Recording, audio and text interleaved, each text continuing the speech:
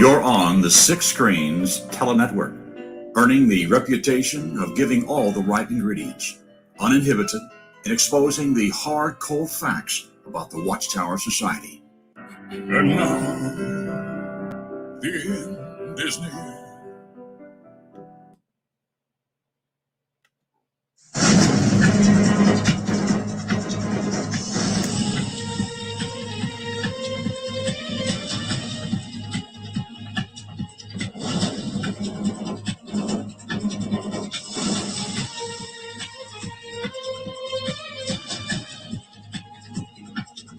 Wow, what a week. What a week. The JW World News, I'm telling you, we have got so many people buzzing around.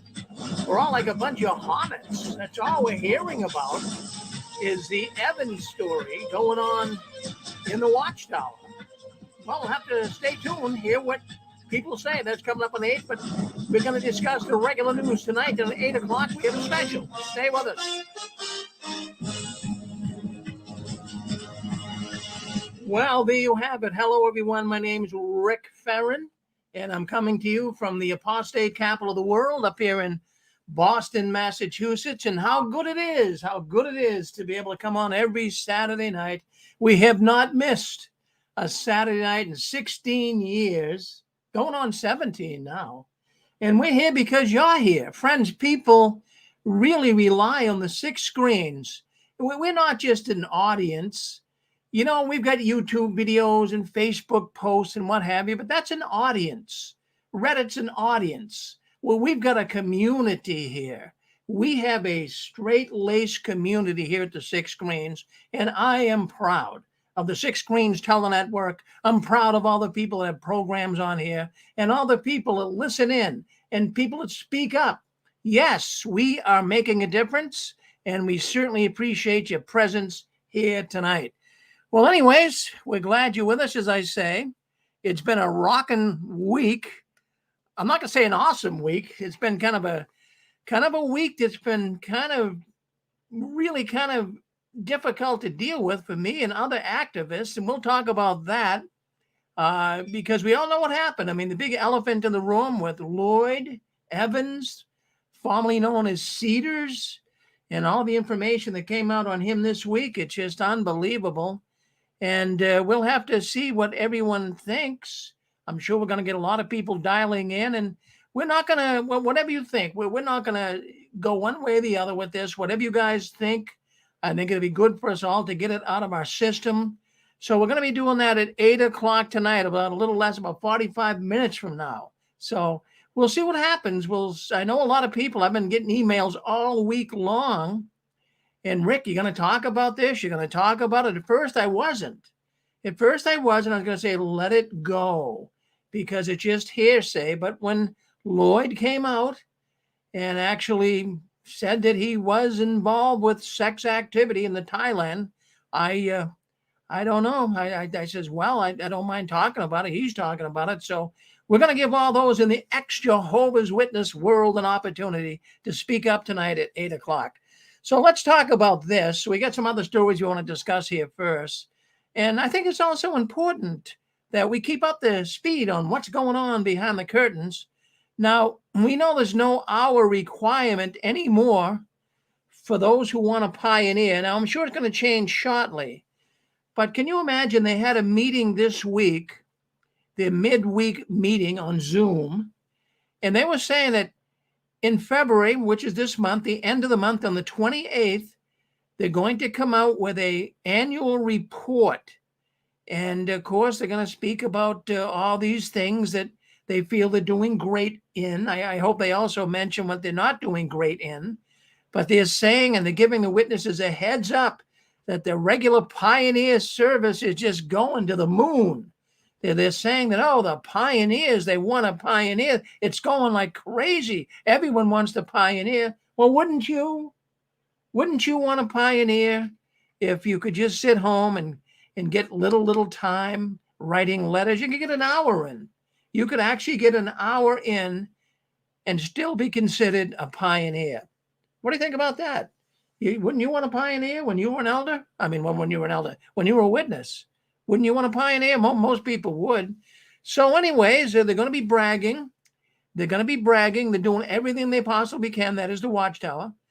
Everything they possibly can to pump up the numbers. They're working hard at it.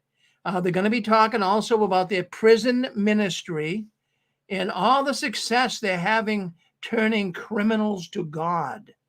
Now, you know why criminals, many of them, turn to God. I'm not going to say all, but you know why criminals turn to God? Because it helps them with their chances of parole. So it's very easy to witness. If you're Jehovah's Witness to a criminal, they'll jump on the bandwagon very quickly. And, this is the perfect place. The congregation of Jehovah's Witnesses is a perfect place for criminals. Well, they'll fit right in with all of the hidden pedophiles, right? So this is just absolutely nuts. But they're going to come the end of the month. They're going to give you some figures for their service year that they think are just so wonderful, so magnificent. So it's clear evidence that for the year 2020-21, last year, let's go with that the governing body did. They removed the hour requirement for pioneers and also for publishers as well. Did you know that you could actually count time if you just got 10 minutes in? Yeah, if even just 1 minute in, they'd take your time. Why do you think they're doing this? What do you think the motive is behind it? Well, it's pretty easy. It's pretty easy to figure out that they're pumping up the numbers. People are leaving in droves. Now, if go ahead, you're with us. Go ahead, Chewy. Yeah, well, it's like XJW Critical Thought says, JT, he says, first thing he learned in college is that numbers don't lie, but you can sure lie with numbers. Well, you're absolutely right. You can twist the numbers any way you want, and it's crazy. But when I got out of the Watchtower back in 2005, you had to get 70 hours in a month to be a pioneer. 70 hours a month. If you add it up, 12 times 70, that's 840 hours a year. Is what you had to get in. You had to get that in. You had to definitely do that. But because of the pandemic, the requirements for hours have been dropped. And like I said, you can get as little as 30 seconds of service time in a month, and you'll still be counted as a publisher. Remember, I'm not even going to say the good old days, because I don't know if I ever had good old days in the Watchtower like you guys. But remember, you had to at least get an hour in. And if you couldn't get an hour in, you couldn't be counted as a publisher after about 6 months of not doing that. So, still, I'm sure they'd like to have you report more time, not just a half a minute and not just, an hour. So right now it's not being enforced. So the pioneers can do whatever they want. The publishers can do whatever they want. Geez, I'm telling you, where was all of this when we were witnesses? We really had to hump it, didn't we? Man, a Shevich, we had to get up on Saturday morning. And I remember I was a conscientious witness. I really wouldn't count my time until I went to the first door. That was the protocol of the Watchtower. That was the way they wanted you to do it. But, many pioneers, not pioneers, I'm sure pioneers too, but many witnesses would stop off at a laundromat or maybe at a gym and place some magazines there, right when they leave their book study group or the Kingdom Hall, so they could get their time going. So, I wasn't like that. I was an honest witness. I figured Jehovah was watching me. I don't want to have to lie to Jehovah, but many witnesses did. So, that's interesting. In fact, I'm just thinking, if you only had to get, an hour in to be a pioneer, I would have been pioneering. If I was a witness, I would be pioneering. But you know what I thought of today? I'm thinking, well, geez, what are the elders thinking? They're thinking if the time requirements have been relaxed, why isn't everybody pioneering? Wouldn't you think that? Well, I would think it. Why isn't everybody pioneering? They should be. You don't hardly have to get any time in. Now would be the time to do it.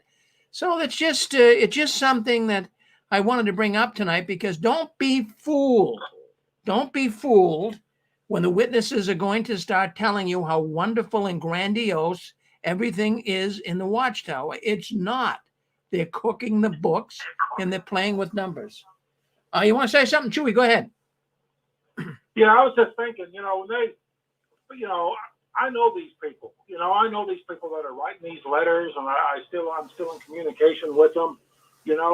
Why don't, it would make common sense if I was in that position, I would call an elder and say, hey, instead of me writing these letters, okay, and spending my ink and my well, they got to pay the stamps anyway, but why not use the tracts that are at the Kingdom Hall? They got a bunch of them. Why not use that? The little old handbill that they could stick in an envelope and do the same thing. But no, they got to write a letter. Why? Because it takes more time that way. So anyway, that's all I got. Well, there you go. No, exactly. You figured it all out. It's amazing, Chewy, what this organization does, and people still want to stay in it. But don't you think, really, well, let's all go back to the days when we were Jehovah's Witness. Don't you think you'd be scratching your head on this? Boy, one time you really had to hump it, like we say, and get 70 hours in a month to be a pioneer. But, an hour now, do an hour, you'll be okay. So, that's probably one of the reasons, friends, that there are so many witnesses leaving the organization right now. Did you know that? Sometimes I feel like I'm preaching to the choir here, but you know it, don't you? Yes, there's tons of Jehovah's Witnesses leaving the organization. As a matter of fact, I'm going to tell you something. It's all over the forums. Well, we're going to zero in on the year 2017 to 2021. We have massive amounts of Jehovah's Witnesses leaving the organization. Friends, this is the first wave of the mass exodus. Yes, they are leaving in droves. Many people are writing online that they left at the end of 2019. Many are saying it's because of the coronavirus that they're leaving, the pandemic. More and more leaving, and we're seeing the evidence of that. You guys have seen all the YouTube videos, all the activists. You've seen people writing on Reddit, JWN. You have all these blogs, websites. All these people are just exposing the Watchtower. Now, the reason I'm giving I started to think about this today. Now, let's stop and think about it. Children born, say around the year 2000, in that area, 2000, 2002, 3, 4, they were born in the age of the internet. Yes, many of these people were born in the age of the internet, and they started coming out as they got older. So some of these people are now 19, 18, 20, they're saying, that's it. They're throwing the towel in. So that's one of the reasons. In fact, that's probably one of the big reasons we got all these people leaving. They were born in the age of the internet. But that's just my guess. I'm just, kind of thinking out loud here, but I would think that would be one of the reasons. Yes. Now, there's also another reason I think that really got a lot of witnesses out. You got to roll the clocks back to 2017.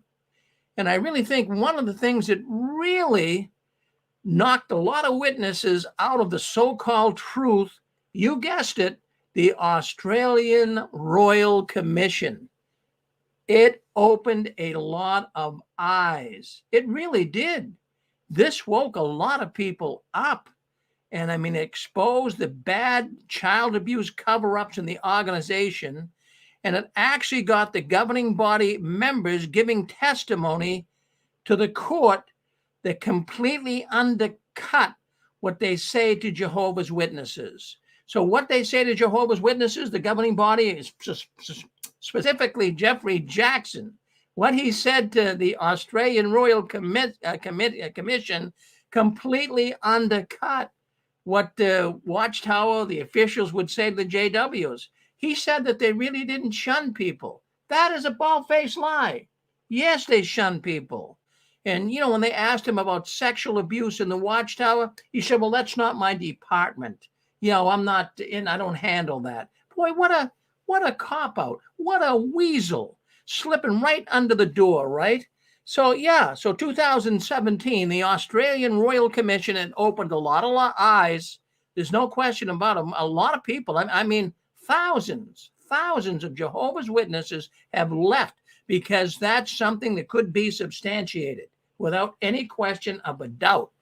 Now, also in 2017, there was a ridiculous direction from the Watchtower, a directive that was talking about Bethelites and others to be careful what you're doing with your pillow.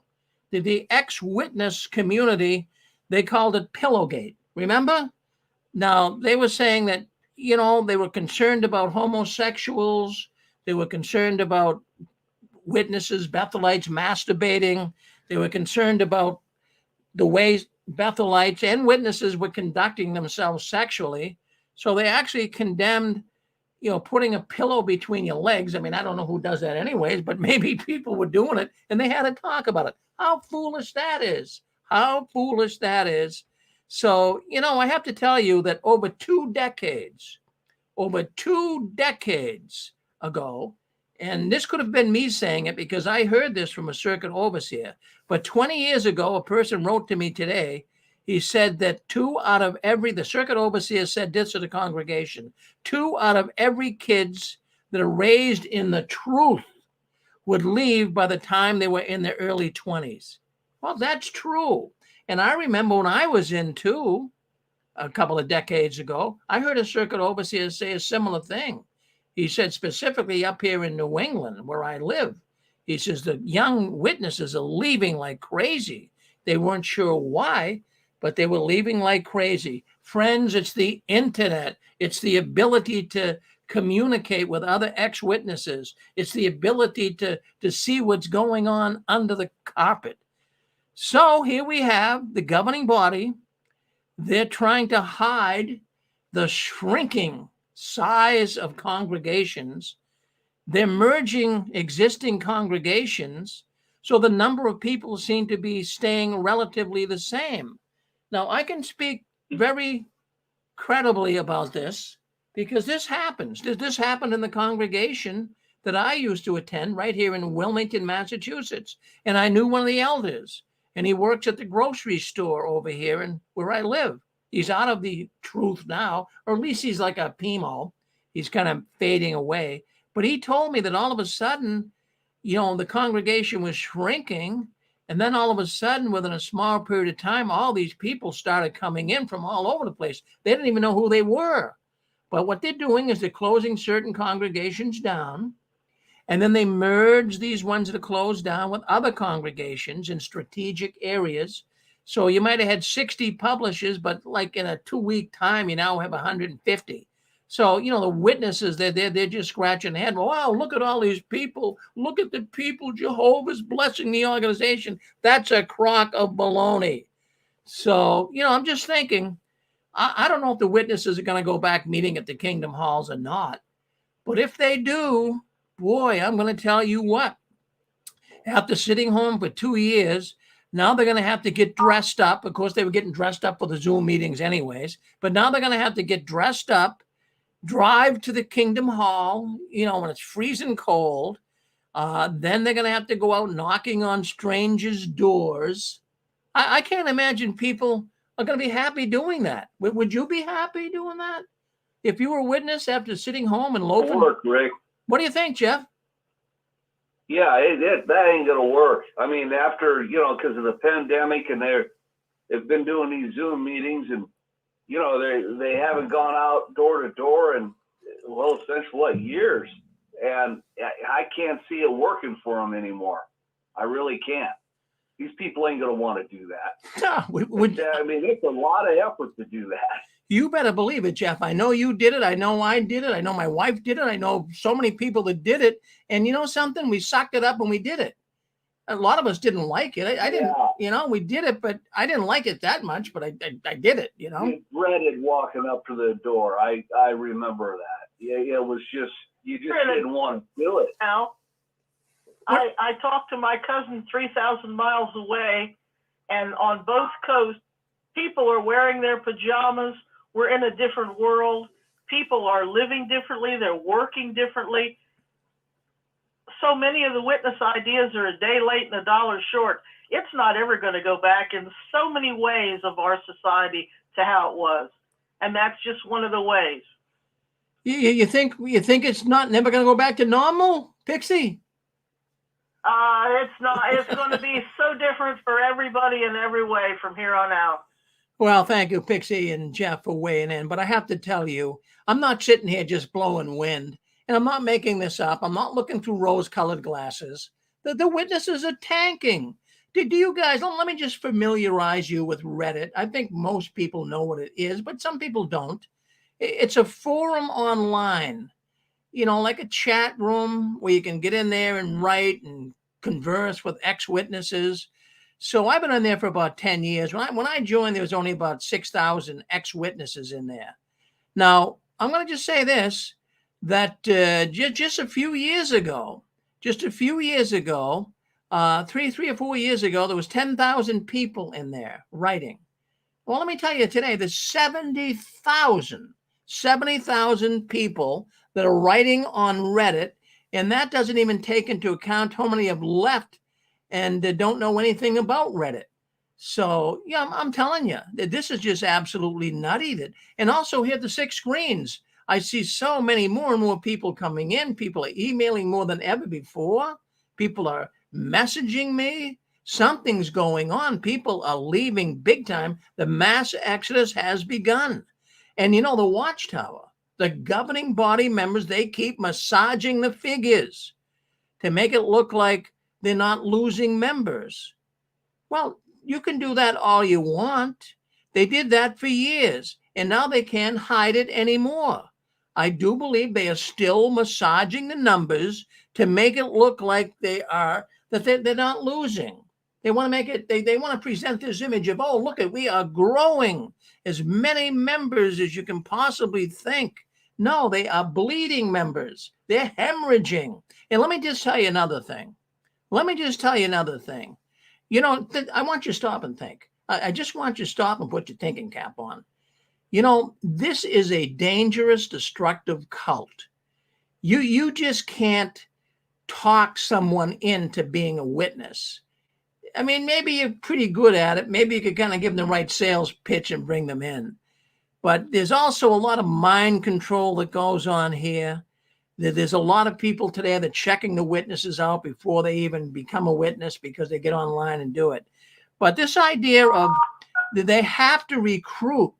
As Jehovah's Witnesses, when we went door to door, we thought that we were bringing them the good news of the kingdom. No, we were not.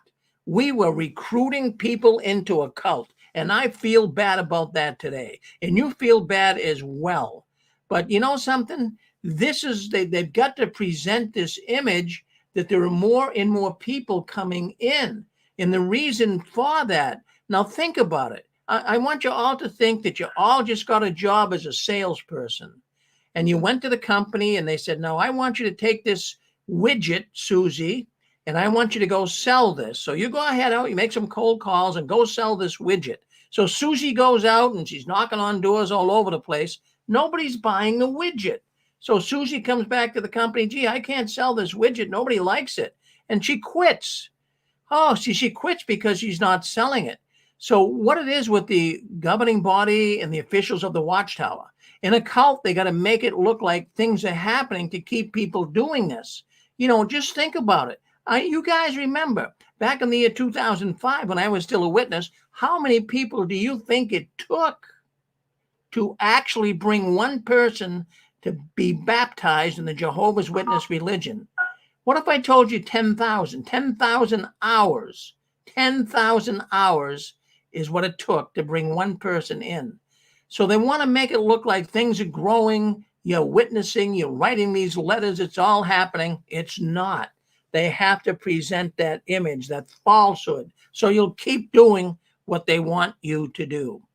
So there you go. I mean, I'm gonna stay where I am on this. I'm not backing off. I'm not looking through rose-colored glasses. The organization is cooked. Take them off the grill.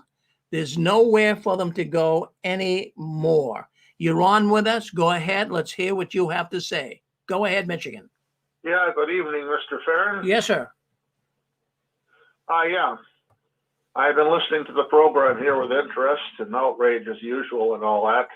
Let's go over the history sometime of the Watchtower Society. They tried their door-to-door work for I don't know how many years, trying to unload as many watchtowers until they dropped. Try to unload a bunch of books on the public until everybody drops and so forth. Nothing ever works. It's just like you said a minute ago, it takes like 10,000 hours to get one person into the organization. It's kind of ridiculous. It should be, if the Watchtower Society really and truly had a message from God and it was really the truth and all that, it should take a lot less time. As a matter of fact, it should be getting so many people in there that they can't even handle them. But it's getting less and less effective. And now they think they're going to go back to their kingdom halls and they can go back to their letter writing and possibly even place some Watchtower and Awake magazines and all that and so forth. How well is that going to work this day and age when things have changed so many times? We've got the equalizer, like you many times mentioned, the computer system, and radio and television, everything like that. We've got more exposures of these cults than we ever had before. So I'd like to know how it's going to work again this time. So, we'll wait and see, but my expectations are pretty low. Well, that's mine are too. I really am waiting to see this organization tank, and we're going to celebrate. I got my little blowy horns ready. I got my little pointed cap. We're going to have a front row seat when this thing goes down, Ken. I'm looking forward to it. Now, the other thing, Rick, yes. Yes, Scott. Yes, Scott. I know you said you lived in Florida like myself right now, and I can tell you for a fact the congregations I attended here in Florida, the growth was never from new Bible studies. It was always from people moving in from out of state. So the Kingdom Halls would usually, the one I was in, would get larger and larger and larger, and eventually they had to split. But it was just because Northerners were, retiring down here, and they moved to our congregation. So it wasn't really any natural growth from Bible studies. It was just growth from people moving around. I saw a little bit more up north. When I lived up north, that we had a few new people coming in, not many, but there would be a few that would study and eventually come in, and they'd be in there for quite a few years. But I don't see that in Florida at all. And maybe you experienced the same. That's all I wanted to say. Well, I did, Scott. And, we have kind of like a similar history. You're from this area in Massachusetts, where I'm from. And also, you moved down to Florida, the next town over where I moved to. So that's kind of interesting. But I used to see in Florida that all transients, these were snowbirds. They would come down, they'd fill the congregation in the winter and flap their wings and go home in the summer. Transients galore. Transients galore. But, but I'll tell you what, Florida does have a lot of witnesses. I'll say that. They really, really do. Yes. Well, thank you, Scott. Yeah, we appreciate you coming in. Don't be a stranger, Always love to hear from you. Thank you. So now we've got, so now we see that the governing body is playing a little trick here, the officials of the Watchtower. Have you done a Google search lately? Have you punched Jehovah's Witnesses into Google? Well, maybe you haven't. You've been playing around for a while, and so you kind of know what comes up. Well, what used to always come up is all the critical negative news about the Watchtower. But now all of a sudden, I see that if you punch Jehovah's Witnesses into Google News search, you know what pops up? Articles from jw.org. That they must be paying Google, that they must be doing something. I mean, I know a lot of people. See, what happens is you get kind of top priority in a Google search if your website gets a lot of people in there. Now, Jehovah's Witness website does. I'm not going to tell you it doesn't. I mean, you have 8 million witnesses, maybe not that many. That's what they say they have. But you have, 8 million people, as they would say, checking in with jw.org. So the algorithms in Google shows a lot of people visit that site. So they put it up top. But I was appalled. I looked at it this week. Oh, my goodness. I want you to right now, If you're next to your computer, I want you to put in there Jehovah's Witnesses in your Google search engine and just scroll down. Boy, you'll see articles from jw.org on there. And boy, I'll tell you, it's disgusting. I've never seen this before. So they have Watchtower articles, study articles, all speaking well, all speaking great things about the Jehovah's Witnesses. Rick, Yeah. I just punched it in and brought it up, and they're saying they're 8.7 million strong. I have a hard time believing that. Oh yeah, they're giving all this positive news. If you go down further, you'll see some articles from the Watchtower with positiveness, Jeff. Yeah. Sure, I do agree with you, Rick. They're paying Google. I mean, there's no doubt in my mind, that it's just advertisement for them, and Yeah. they don't want the truth to be out there about the truth.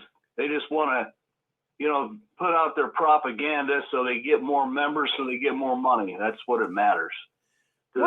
Well, it's very, very difficult. Right. Yes. Hey, this is Chewy.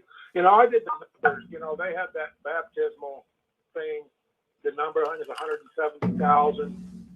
And I did the reverse math on it and stuff like that. And just in the state of Oklahoma, if you do the reverse math, you come up with, last year it was about 40 publishers per state. And I know it's going to vary from state to state. This year it's about 50 publishers per state. So that means 50 new publishers would have to come in to get to that number. I don't think that happened in Oklahoma.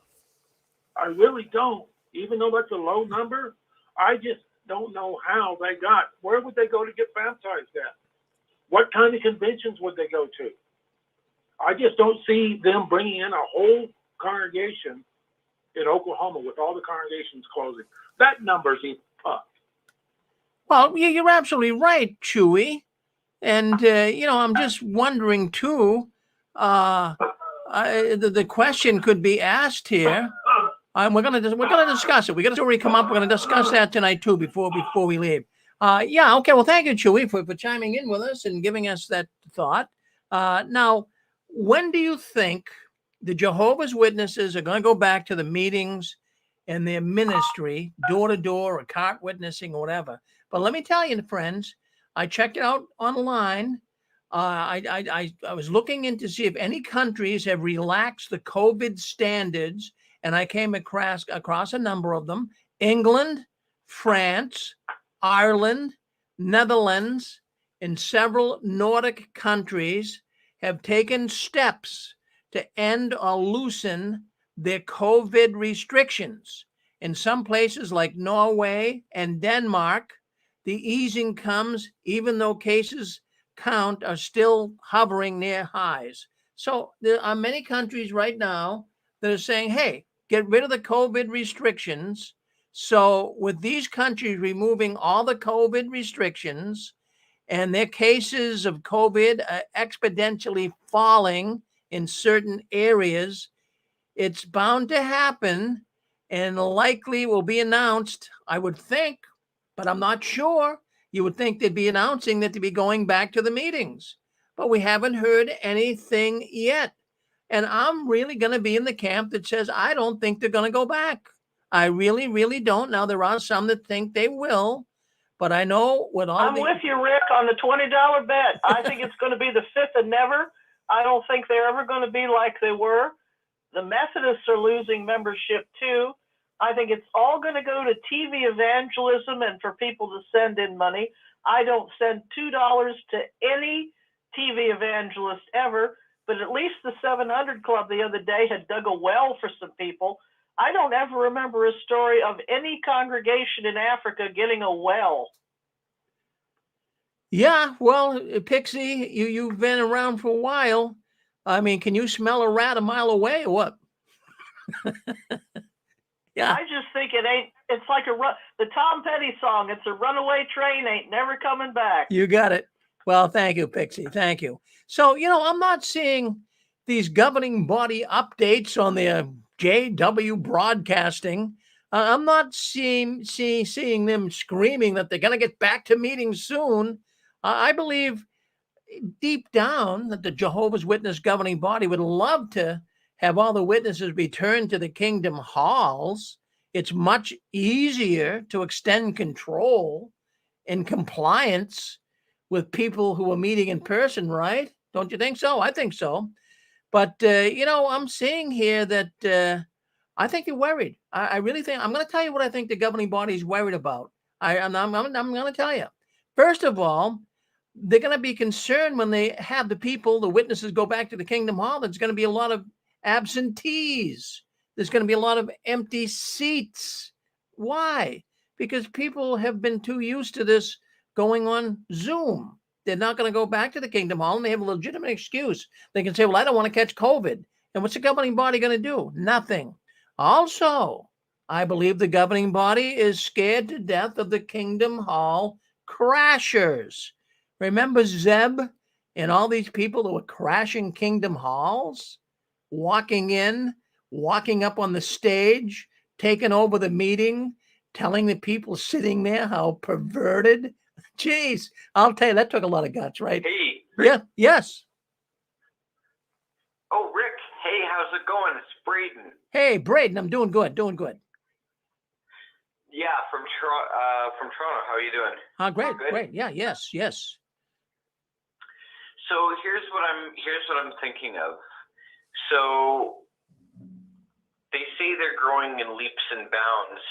In my area alone, we've closed 4 congregations this year. So I don't know how that's growing. And just a little side note, I thought I'd let you know, when they've been doing the telephone witnessing now, I'm kind of in, kind of out. Obviously, I'm a PMO. It's like, I'm trying to think of the best way of putting this. They're asking about the 2 witness rule. I was talking to my aunt the other day, and she's just like, I talked to 4 people today who were asking about the 2 witness rule. And she's just like, they must be watching the apostates. And I felt like saying, no, these aren't apostate-driven lies. You know? Like, I don't know. Well, it's crazy. Rick, personally, what I would do, I mean, I wouldn't be selling them if I were the Watchtower. I mean, they could easily be transformed into Anthony Morris's liquor store, 50% off McAllen's every day. Well, he's never going to get over that. I'll tell you that. I don't think the ex-witness world get over it either. I just wonder if the witnesses ever saw it. I wonder what they would think. Yeah. Yeah. Yeah. Anyways, I hope you're doing good, my friend. Hey, if I ever come to Boston, I'm going to take you to a Bruins game. Well, I'll tell you what, you don't have to do that. We just got to lunch together, but that's nice of offering it anyways. Thank you. All right. Sounds good. Oh, good man. Good man. Thank you for coming in. So the governing body, the witnesses, what they're afraid of, I'm telling you, they don't want to go back to the meetings because they're afraid there's going to be empty seats. There's going to be Kingdom Hall crashers, people just rushing in and speaking up on the stage, as we know some have in the past. And they're also worried about protesters. Well, that's me. I mean, I'm not the only one, but I'm telling you, it makes a difference. All of a sudden, years ago, protesting was absolutely taboo. Don't protest at a Kingdom Hall. Don't protest at a convention. You're just feeding into the persecution complex. That is now changing. The protesters, they're coming out like heroes. Look what's going on in Canada right now. Have you guys been following that? Look at the truckers up in Ottawa. They are so fed up with the COVID restrictions that they are now massing together and doing this gigantic protest, and it's working. It's getting the government's attention. Protesting works. I've always said it. And the more they do it, the better it is. Also, see, what I'm thinking is going to happen. I'm just thinking out loud. I don't know. But I believe there is going to be hybrid meetings. Well, what do you mean by that, Rick? Well, I think they're going to do a combination of each. I think they're going to have people on Zoom, And they may have some go to the Kingdom Hall, but see, this is going to give them excuses why there's going to be so many empty seats. The governing body is trying to think through all of this. So they're saying, okay, if we go back to the meetings and only 25% of the seats are full, we can say, well, people are listening in online. They're going to make excuses. They have to do something, because they're going to look like a bunch of crazies. They're going to look like a bunch of losers if they're not going to fill the Kingdom Hall. So okay, that's Kingdom Halls, but how about the question of going back on the door-to-door ministry? Is that ever going to happen? And if it does, how are they going to do it? Are they going to go knocking door to door again, just like nothing ever happened after 2 years? Well, let me tell you something. If you're a salesman, and if you were Jehovah's Witness, you were a salesman, going door to door, a sales lady too, going door to door, knocking on doors all over the place, trying to sell people on the witness religion. And then after 2 years, you rust out. Salespeople rust out. Did you know that? You got to stay at it every day to keep up, to keep the movement going. They're rusted out. This is like an old car that's been put in the junkyard. It's never going to run again. I don't really see this happening. And what about the cart witnessing? Oh, I love my cart. What about that witnessing? That's not going to be like it was before. The pandemic basically ended that as well. And now they're going to try to reinstitute this again. People have caught on to the witnesses. Let's go with that. It's all over the place. All the critical news, they're hearing about them. All these television documentaries exposing the witnesses for covering up child molestation. How are they going to be able to stand in the public with a little cart trying to tell people they have the truth when people know exactly who they are? Covering up child molestation. You tell me. I don't think they have any room to move here. I really, really don't. I think they're just literally buying time so they can think. I think right now the governing body is in thinking mode. I think they're just trying to, just let it go. Let's go. Let's think. We got to come up with some ideas. Come on, governing body members. Let's think. Oh, yeah, the governing body and their COVID policies, I believe they extended them too long. And it's actually affected the Jehovah's Witness world. And the late teens, young adults, forget it. They're gone. They're not going to go back. So we're seeing some tremendous changes. And I am certain, I will go on the record to say to you, this is the mass exodus. We are finally finding it to happen. And I like one comment that was made on Reddit this week. I don't know who made it, but I like this comment that was made on Reddit. I am certain there will be such an exodus. Some Jehovah's Witnesses will be looking for Moses. Well, I like that. There you go. So, this is great. Now we got a few more minutes before we get into the Cedars part of this program. We're going to do an hour program on Cedars. You guys can call in, let us know what you think. You guys heard all about it. I mean, we'll talk about that about 10 minutes coming up, so stay with us. But there's another thing I wanted to talk about here today. With all of this talk about going back to meetings, not going back to meetings, the pioneers, reducing the time, and all of this stuff we've been talking about tonight, I'm wondering, other than children who are born into the religion, who is really becoming one of Jehovah's Witnesses? Who is it? Well, I'm just going to throw this on the table. Maybe it's convicted criminals trying to get parole. That's a little funny. I'm sure you could put an LOL next to it, but it's not totally foolish. They're really cranking up their prison ministry, and they're getting a lot of criminals to become witnesses. Cults are very abusive people. They do their business in funny ways. So now they're hitting the ministries. They got this big time ministry going of prison ministries. And, they're fishing. The Jehovah's Witness cult is fishing for every new method they can find to get new recruits.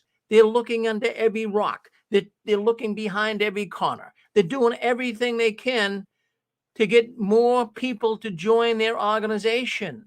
They have had huge preaching campaigns. And who are these preaching campaigns been going to?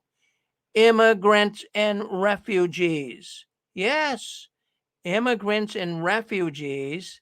The Watchtower organization wants to find people desperate. They want to find people lonely enough not to research and just be happy when they find a new friend. Oh, we found a Jehovah's Witness and they want us to go to the meetings. Oh, this is wonderful. This is what I'm seeing. And this is happening. And this is what is going on right now. And the witnesses, they're reaching out to anybody that they can possibly recruit. They're going to love bomb you. Yes. And they want to be able to control you. And then they're going to chew you up and spit you out if you never want to be a witness again. They don't tell you that, do they, huh? And the reason why I can say it, you know, there's not a lot of critical thinking skills going on today. And, you know, I don't want to get political here, but take a look at the political environment today. Do you think critical skills, thinking skills are taking place there? When we see all of these strange things going on in our government, immigrants coming in, no border control to speak of, people can come in, do whatever they want, bring their drugs in.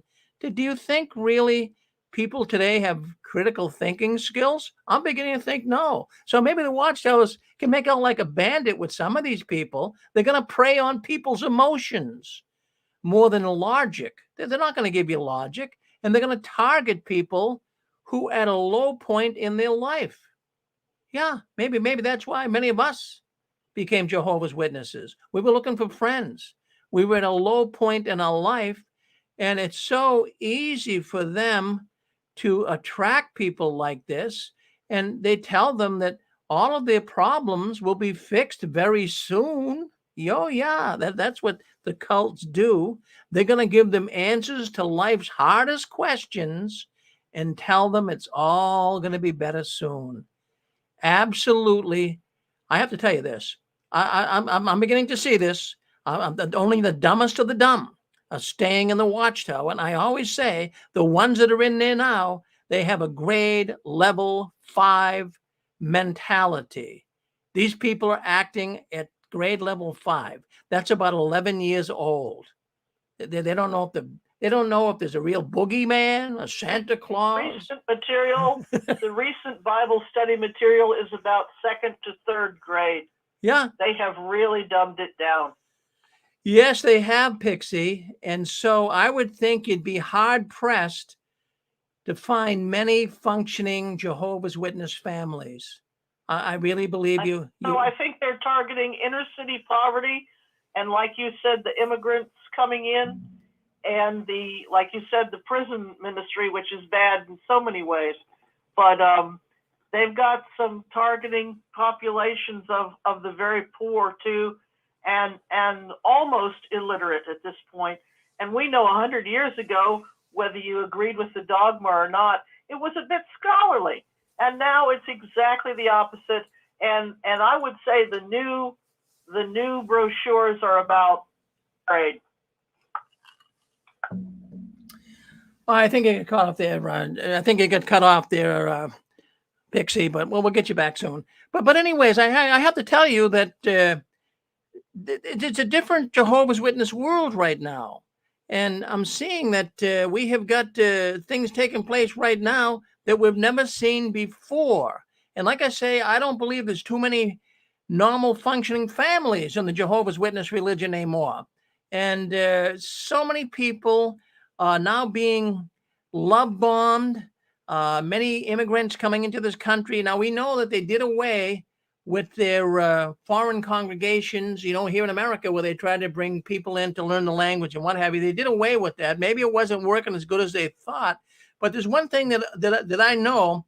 If you ever want to get warmed up to someone by conversing with them, if you can speak in their native tongue, that can really make a difference. If you speak Spanish and you're talking to a Spanish person who can't speak too well English, then you speak Spanish and oh my goodness, they love it.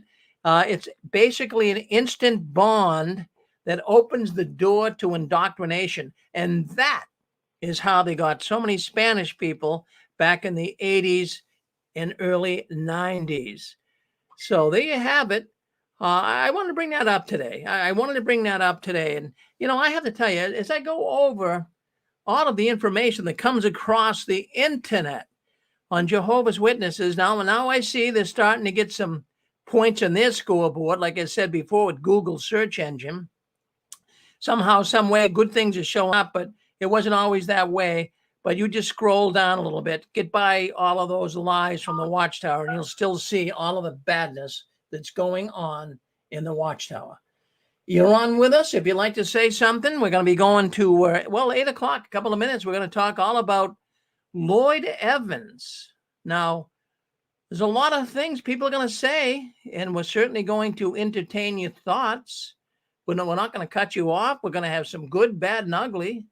But I'll give you my thoughts, and people calling into the program tonight, they'll give you your thoughts, their thoughts. I didn't get the who, what, when, and where on Lloyd. His show was helpful to me, but I don't know the personal story at all. So maybe if you could just give it as quickly. Well, no, in fact, you hang in a couple of minutes. I'll give it because we're going to go to that just in a couple of minutes. But it was the biggest story this week. It's the biggest thing we ever talked about here. I got more buzz, more emails, more people writing to me. Rick, you're going to talk about Lloyd. I'll talk all about it. Give us a minute or two, okay? Thank you, Pixie. Yes. Rick? Yes. Yeah, this is Thomas Hawks in Lawrence, Kansas here. How are you? I'm doing good. Doing good, Thomas. Good. Yeah, I was just going to say another thing too. Open because they know that there's so much child sexual abuse and rape going on within the organization that this will just get worse and worse. And like you say, I think that many people wouldn't come back. And I think the Watchtower realizes it's going to cost a lot more money with more lawsuits. So they're probably scared to death of those things because they got a bunch of them they're dealing with right now. Anyway, that's kind of my thoughts on that. Well, yeah, no, we always appreciate your thoughts, Thomas. We always appreciate your thoughts. Thank you, Thomas, for weighing in from out there in Kansas. Yeah. One quick question, Rick. I had every time I get on this new phone line, when I get in the conference, it says that you'll be charged a penny a minute. And I checked with my plan; it's unlimited. I shouldn't have to be charged. Do I get charged somehow anyway? Do you know? Well, no. Wait. What did you change your provider? Yeah, I went to an unlimited plan with T-Mobile. I had AT&T, but my coverage wasn't too good. So well, T-Mobile. Go ahead. Unlimited. And they told me that I shouldn't be charged. They looked into it, but every time I get into the conference, the first thing it says, you'll be charged a penny a minute because you're out of the coverage area. So I don't know. Well, T-Mobile, some providers do that. T-Mobile does it. I'll send you, I can't do it now, but for the next program this week, I'll send you a number that there'll be no problem, okay? I'll give you an app you can get into, it'll be no problem, okay? Okay, thank you. All right, yeah, no, for some of the providers, friends, I'll tell you, it's, people say, well, Rick's making money on that. No, I'm not. So some of the providers, they don't allow conference callings. I know T-Mobile is one of them that does give people trouble about it. All right, you're on JW World News. That's the news the Watchtower doesn't want you talking about. Well, we're talking about it here tonight, and I'm going to bring up right now. We're gonna go into the biggest story this week, friends. I have to tell you, I've been doing our news broadcast here for 16 years. I have never, ever, ever come across something as big as what I'm seeing now. The Lloyd Evans setback this week. If you haven't heard about it, I'm sure there's people that haven't, but it's all over the internet. I have got at least a dozen people that wrote me in the last few days and, talk about this, Rick, bring it up. Now, when the story first broke about Lloyd Evans, do you know who he is? Let me just explain. Lloyd Evans has an internet website. It's called JW Survey. Lloyd Evans at one time was known as John Cedars. Now I'm gonna mute. Just don't anyone when I'm going through all this, please don't dial in yet. Just stay right where you are. Let me get through what I'm going to say, and then we'll be able to open the phone lines up. Ken, in fact, you have to mute yourself, Ken. I'm going to just keep it muted. All right. Okay. So let me just tell you what's going on here. All right. What happened this week? When the story first broke, Lloyd Evans is an activist. He's a former Jehovah's Witness elder. He has a Ken, would you do me a favor? Just bow out, okay? Just bow out, Ken, because you keep clicking the phone. Just bow out. Don't speak up. All right, yeah, that'll help me a lot. Now, let's keep all this background noise down. So Lloyd Evans, he was known as John Cedars, and he has a JW survey website. That's what he goes by, and he would do YouTube videos mostly. That's mostly where he's known, on his YouTube videos. And well, what happened this week? Actually, in the last couple of weeks, there's been some issues brewing with Lloyd. He had a falling out with some of the people that were working with him. Now, when the news first broke here about Lloyd Evans, I was just going to let it go. I was going to just let it go. I was not even going to talk about it. I figured, no, let it go. We don't know the whole story. We don't know. People can say this, people can say that. So I was going to let it go. I had mixed emotions over the whole thing until there was a post that was put up on Reddit, and that's a forum online for ex-Jehovah's Witnesses. And a woman by the name of Kim Salvio, she worked with Lloyd on his website. They had a business relationship, and they were trying to support victims of child abuse. That's one of the things that Lloyd always had his signature program about, is to support people, victims of sexual child abuse. Now, Kim Silvio, as I say, she was a retired lawyer, and she worked along with Lloyd. She worked supporting him in contacting Parliament in Australia concerning the redress scheme. Now, I'm not going to go into a lot of detail, but that was a scheme. It sounds in English here in America, it sounds like something bad, but it was a redress plan, how the ex-witnesses would get money from the organizations that abused them. So this woman, Kim Silvio, she worked along with Lloyd, and she kind of worked along with the Australian Parliament to get this redress scheme put into place. Now, there was a post. Now, this is why I even want to bring this up here tonight. We're going to play some video clips. I want you guys to also be able to chime in and let us know what you think, because, I mean, this is the big elephant in the room. I can't believe the amount of posts I see, the video clips being made, all about Lloyd Evans. And we know, first of all, I'm going to say this.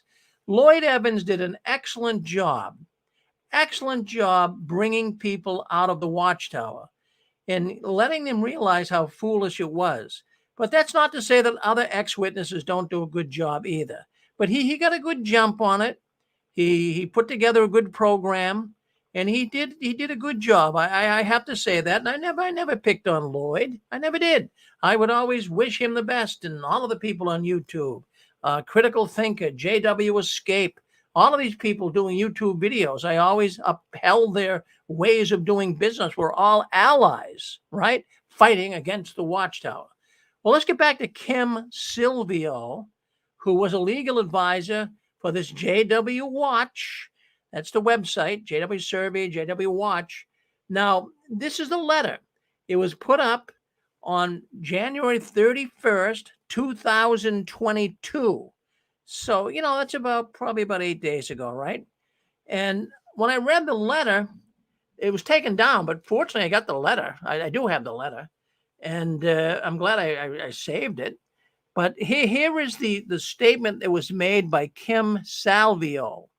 I write this statement in interest of scrutiny, transparency, and truth.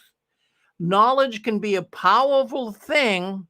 However, in this instance, knowledge has been a heavyweight that is taken time to consider. So Kim is pondering over some of the things that were said to her by Cedars. And then she goes on to say in the letter, sometimes a day comes when the good that someone does can start to be outweighed by the not so good.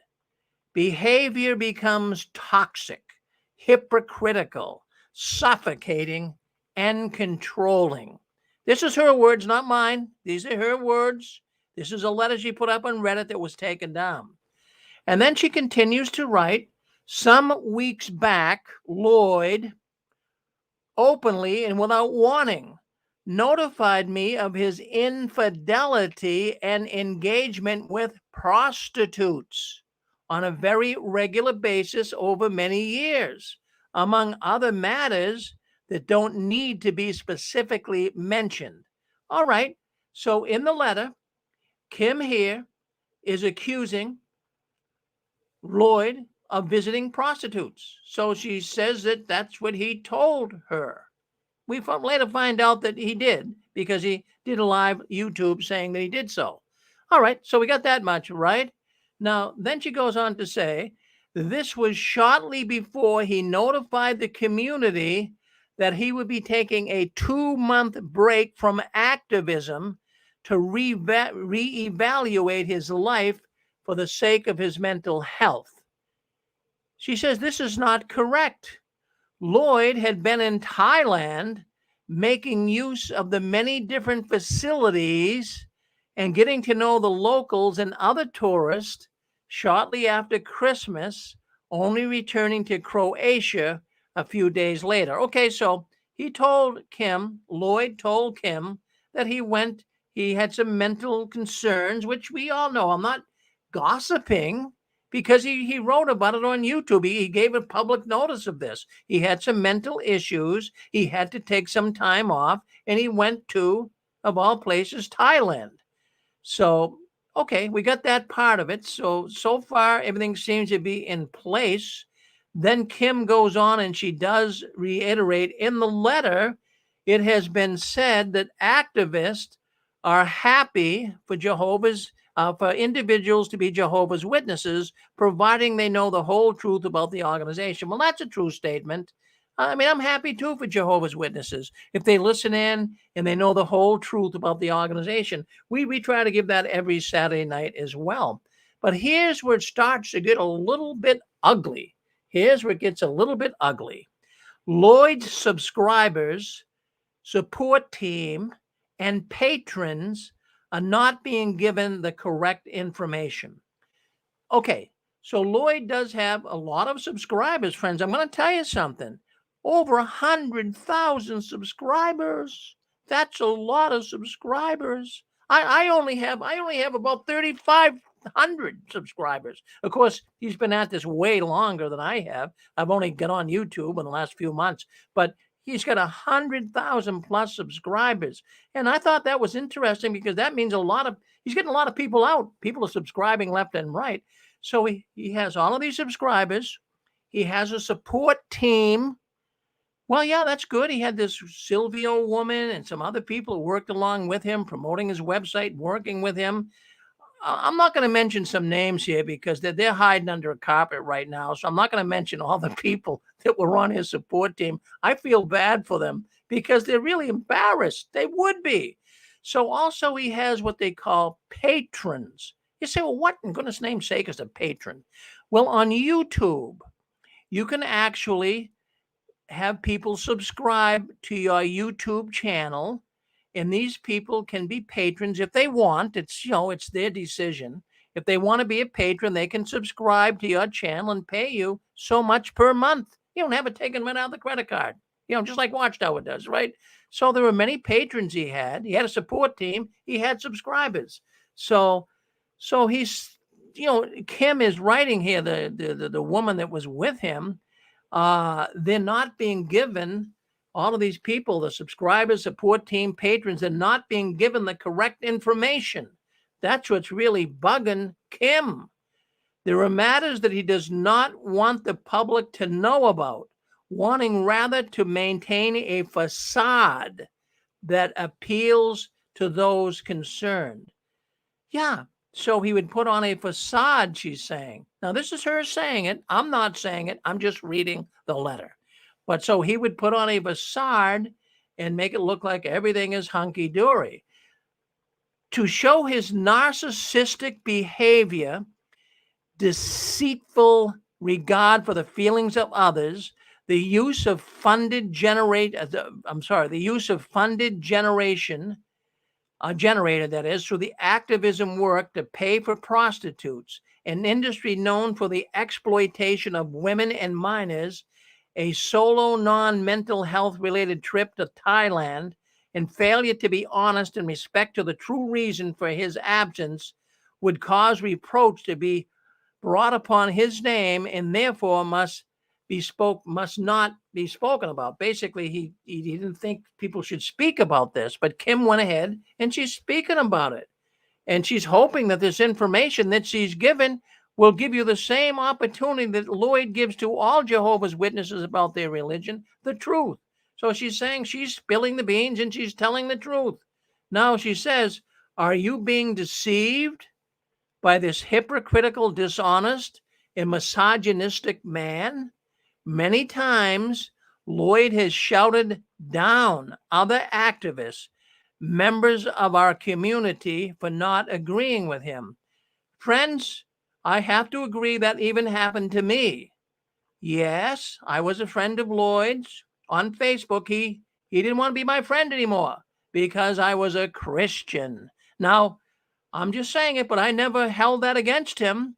I always, went along applauding him and giving the rah, rah, rah Lloyd and all the activists on YouTube. But he was one that didn't like me. But I didn't ever come back and say I didn't like him.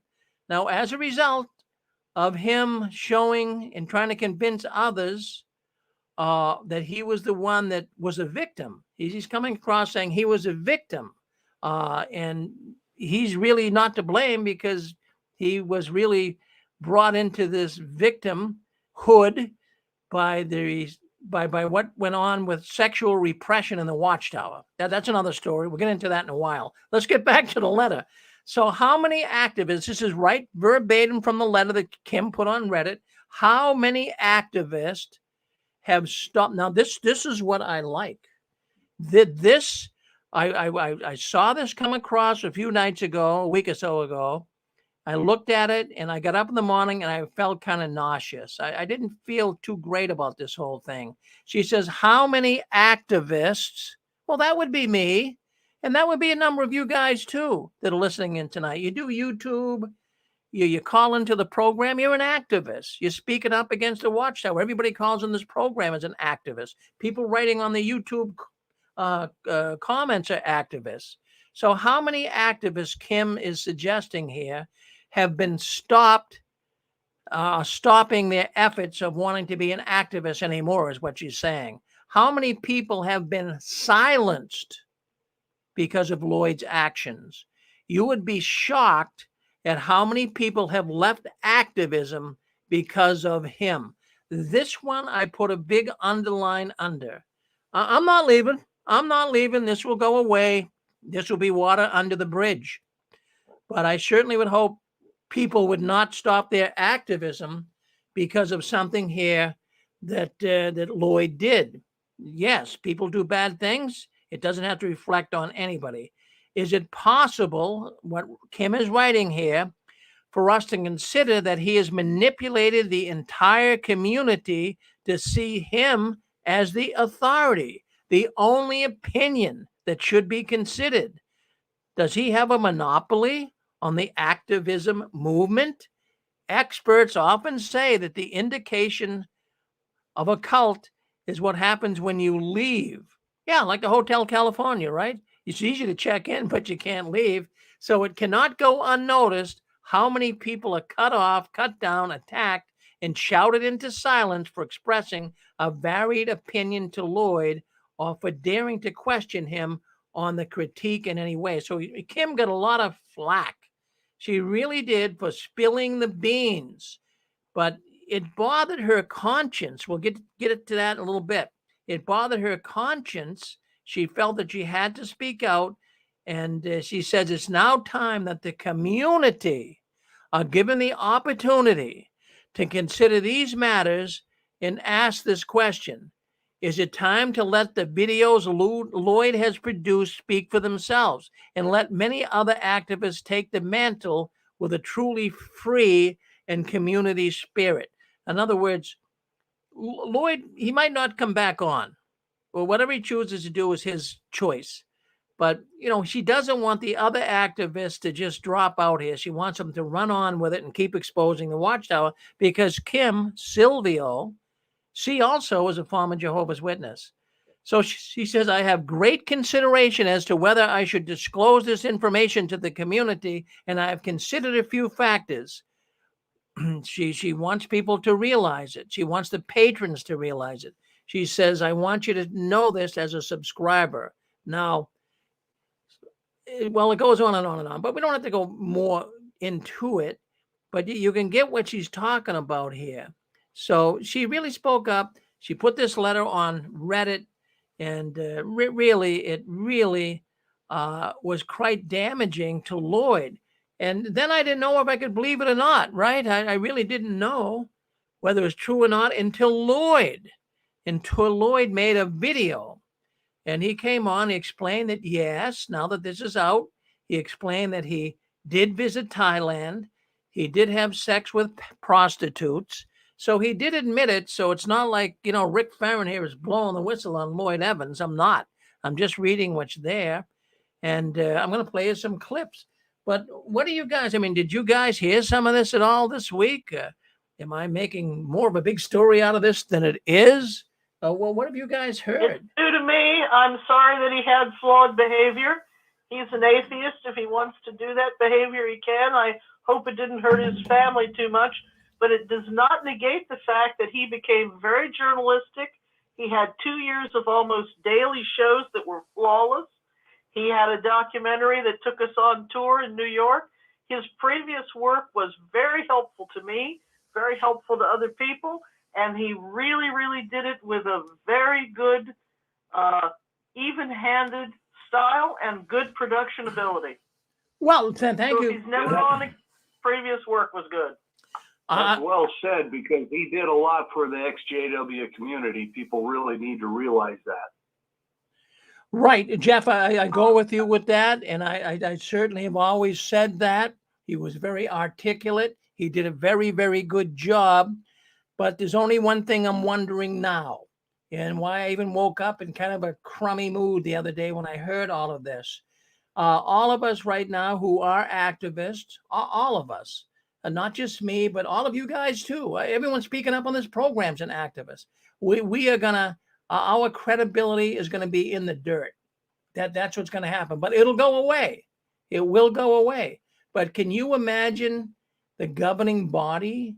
Can you imagine if Jehovah's Witnesses hear this? I wouldn't be surprised if they come out with a Watchtower article, showing some guy in Thailand holding on to 2 Asian women, walking down the street with a bottle of booze in his hands, smoking a cigarette and having a gay old time. I wouldn't be surprised if you saw a picture like that in the Watchtower coming up. And they're going to try to degrade. They came out a few years ago saying apostates are mentally diseased and all of this. This is going to feed right into their narrative.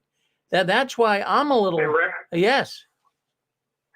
Yeah, I used to watch some of Lloyd Evans' videos, although I can't say that I was a regular follower of him, but I'd tune in to different subjects that he was discussing of interest. And to be honest, the whole thing, since I wasn't on Reddit, came as quite a surprise. And it just kind of gave me a sick feeling in my stomach too, I'm going to be honest. It's kind of like his personal life, he'd already had the video saying he was having problems in his life. I pretty much translated that to his wife. That's where my mind instantly went. He was having marital problems, and he certainly was, because he admits that his infidelity is causing problems with his wife. And unfortunately, it's one of those things where, you don't want to hear other people's business to that level of detail. It's just a little more than you want to stomach. You want to enjoy what they have to say, their programs, and you don't want to get too involved in their personal life. I think some problems that some people might have, and I'm just guessing, is the fact that he was collecting money and making it sound like it was going towards his work for Jehovah's Witnesses. And I'm not begrudging anybody that collects money. If people want to give it to them, that is entirely their business. But if it's given under the impression that you're using it to continue this work, and then you kind of find out like, well, he was going to Thailand and basically spending the money on prostitutes and living a debauched life of some sort, it kind of really, that's where it becomes very hypocritical. And I do believe watching his video, he was basically trying to make himself look like the victim, like you said. And I'm just not buying that. I'm sorry. If you put yourself up on a pedestal, you know, then you have to be careful that the way you walk, the way you talk, doesn't put you in a situation, because you're garnering attention from, you know, thousands, if not, like you said, 100,000 people. And so, you know, you kind of set yourself up for it. So if you don't want the limelight, don't step into that position. But if you're going to be in the limelight, you better realize you need to keep your life on track. So that's the way I felt. It's a little bit of deceitful if you were paying, and this is what he was doing behind the scenes.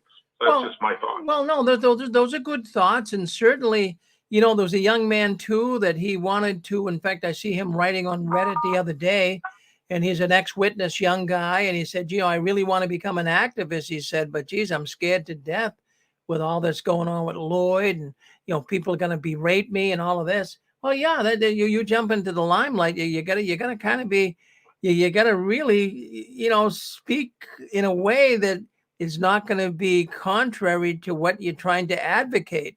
Now, Lloyd, he claimed to be an advocate for people who are abused. That was a main thrust of his programming, was for people who've been abused by the Watchtower, sexually abused mostly. And now this is turning on him. Absolutely. Yes, go ahead. Oh, sorry. I didn't know if there was going to be a prompt to talk or anything, but I just wanted to add that I always thought Lloyd was egotistical, but you know, I've been in the truth and talked to a lot of elders, so I'm kind of used to that, right? Anyway, but well, I don't know if he did take the funds that he was getting from the Patreon and go to Taiwan. Yeah, that's really bad. I mean, it's perfectly able to say, okay, here I have a separate account for the Patreon money, and then the money that you have for yourself. That's something else, you know. But I just wanted to say that when the whole lawsuit thing that he was heading up in Britain, when that failed, I think he lost. He kind of got a little bit of wind taken out of his sails, and I noticed that about him. About the whole Taiwanese thing, that's horrible. But I think it was not really. No one was in it for his ego. We are all for, you know, the information that he brought to us and the interviews he provided, and I hope that he's, you know, kept that going enough that he's made it more provide a good format for other people, you know, to keep up the activism format. Yeah, well, he did. I'm certainly not going to come on here and say he did a lousy job. That would not be truthful. He did a good job. He did a good job at what he was doing. I'm not going to say he did a lousy job. Okay, who else is on with us? Yes, go ahead. Hey, it's me again. Honestly, very surprised. I mean, Lloyd always kind of maintained this level of like professionalism, and when you hear something like that, it's just like, holy smokes. You know, it just goes to show you. You know, I mean, even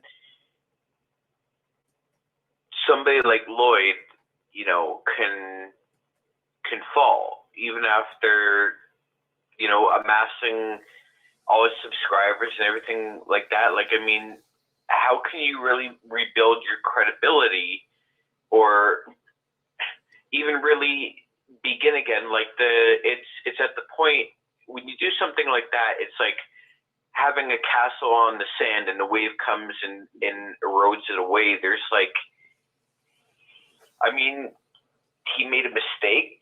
He's got to pay for it. But I mean, I wouldn't expect it out of somebody like him. So I don't know what to tell you. Well, no, it came as a big surprise. I mean, we're all hurt over it. We're all hurt. I mean, I don't like to see the activists. All of us together, we're getting some points up on the scoreboard. We were really getting some points up on the scoreboard.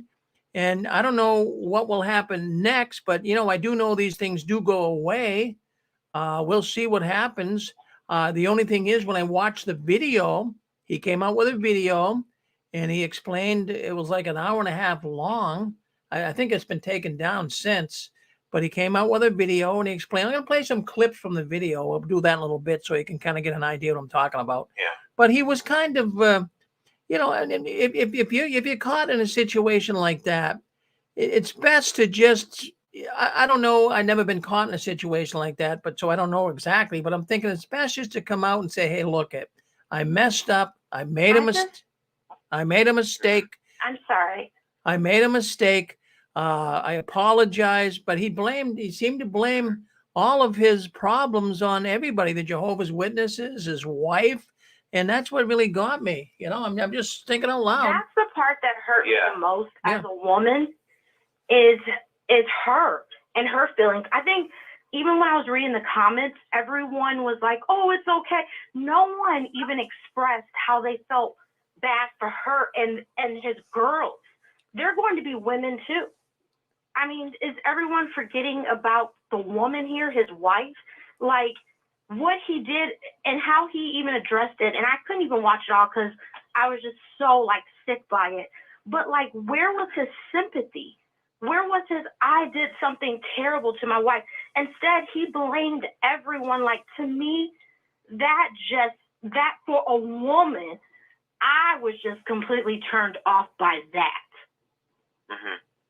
Total lack of accountability. Yes. And say you're sorry. Say what I mean, that whole hour, which I could not watch. I think, I don't even know how far I got, but it was not very far. I'm like, so out of all this, did you get to the point of saying I was a total jerk to my wife? I was a total jerk to my girls. I hope they don't ever have to experience this in their relationship. I am not a good man representing, that part of it all. It was and again, his followers, which I call he's pretty much a cult leader. That's my opinion. No one else's. But I feel like when people leave the organization, they're looking for someone else to follow. And so a lot of people attach themselves to these activists. And the best thing an activist can do is help a person find their own way. For me, I felt like what he did became, oh my God, these people, they love me, they follow me, and I became this leader that took over. And so people are actually pushing out their common sense of what is happening and still praising him and acknowledging, in their minds, that he's this great person. Obviously.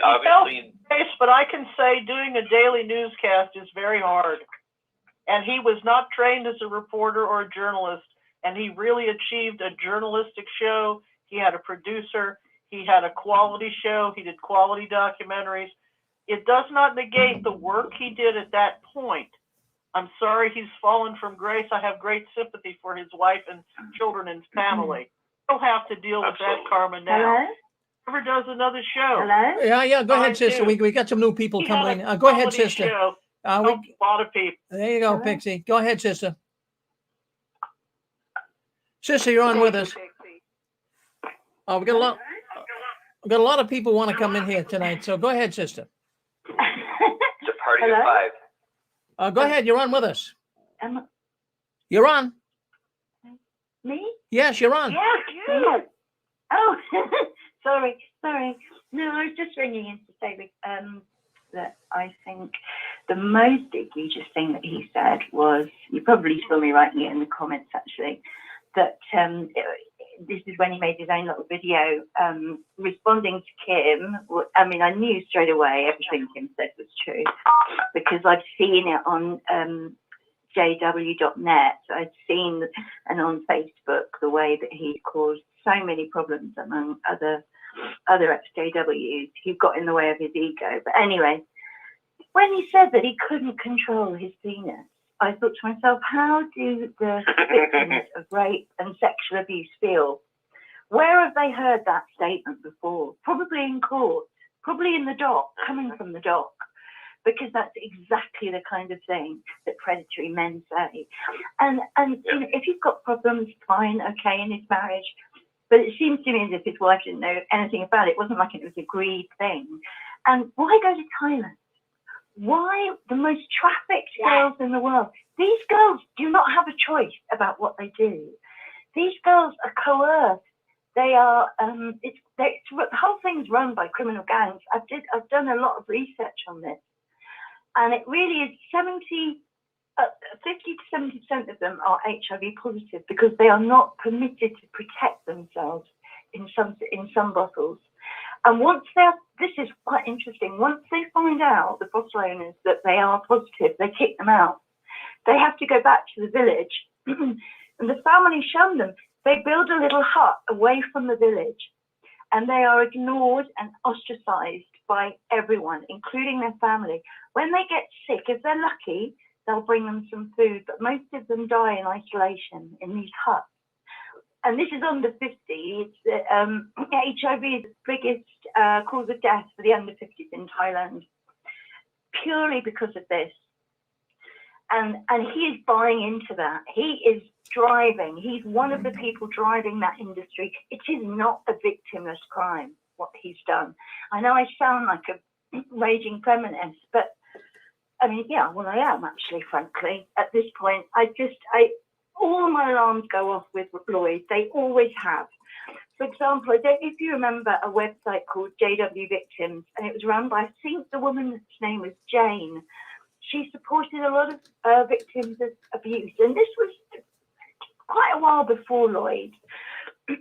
Anyway, one of the girls who was in the ARC, her name was BCG. Her sort of cover name was BCG. She wanted to write a book about her experiences, but one of Lloyd's co-presenters also wanted to write a book. He's no longer doing it now. He was a British guy, and he had a little, you never saw his face, I guess he's Pimo. You just used to see this like sort of little leopard thing. I can't remember his name, but anyway, he wanted to, and there was this huge, she contacted him privately and said, would you mind? This is very personal to me, everything I shared in the ARC. It's going to become public. I would like to write about it myself first. And he absolutely wouldn't have it. He was really annoyed. So he dragged her all over Reddit.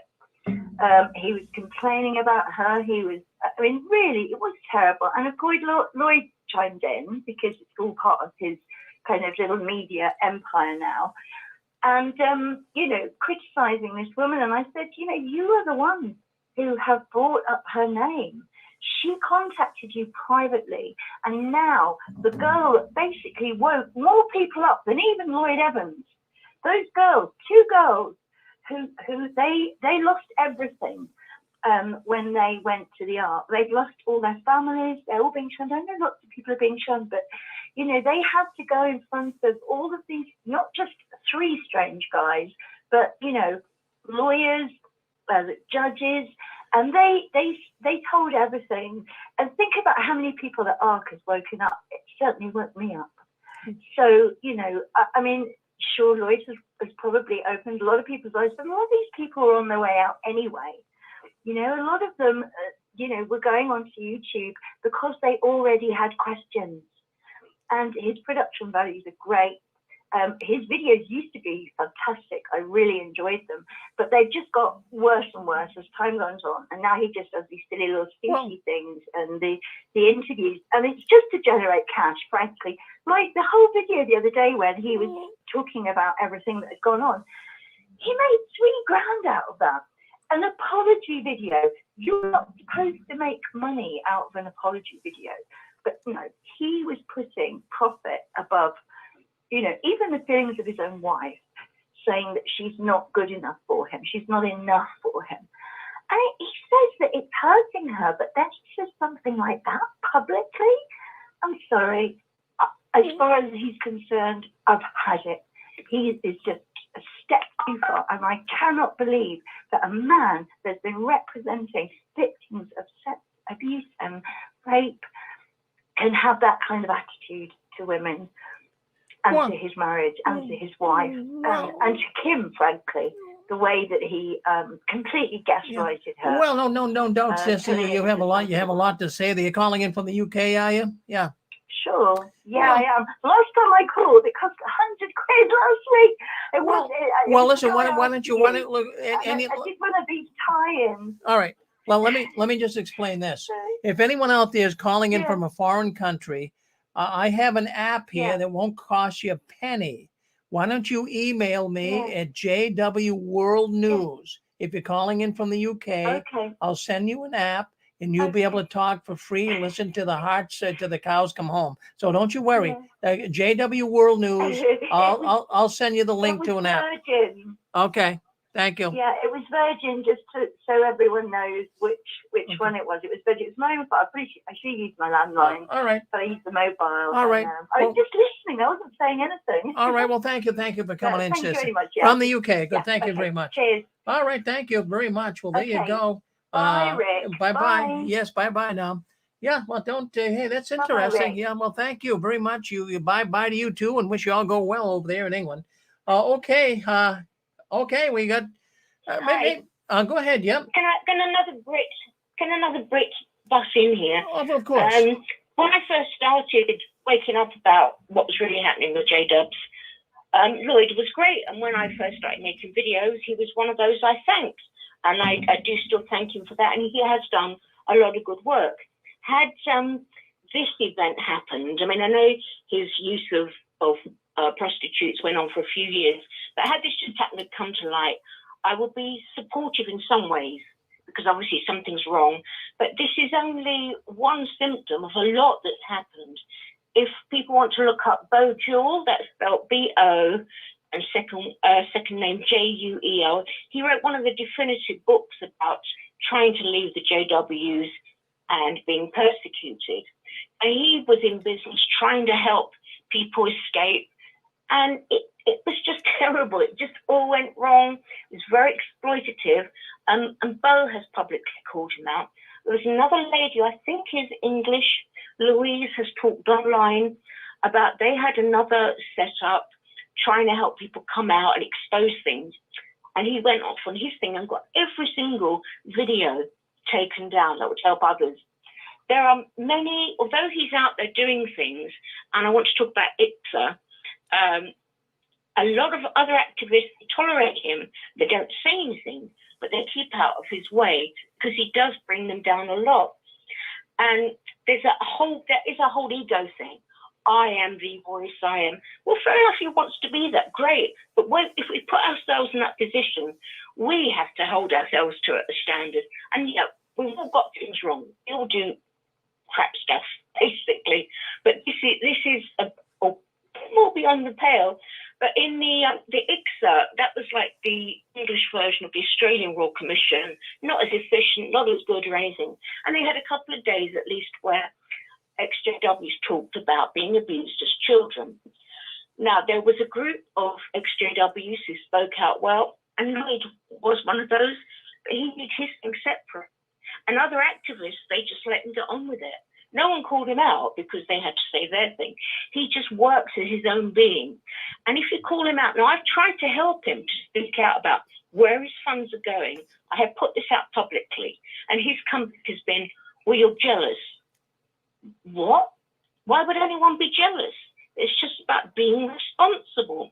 And I've heard and these are people that used to be elders, etc., saying, but we must present a united front to people coming out of the org.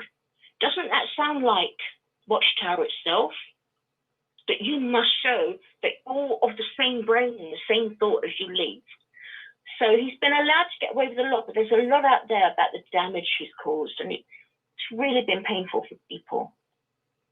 Well, thank you, sister, from calling in from the UK. I appreciate it. I think these British have pointed out some things I didn't know. Again, I think his work was really great for a couple years there. I'm sorry for his picadillos. What it says to me is how flawed we all are because we grew up in Watchtower.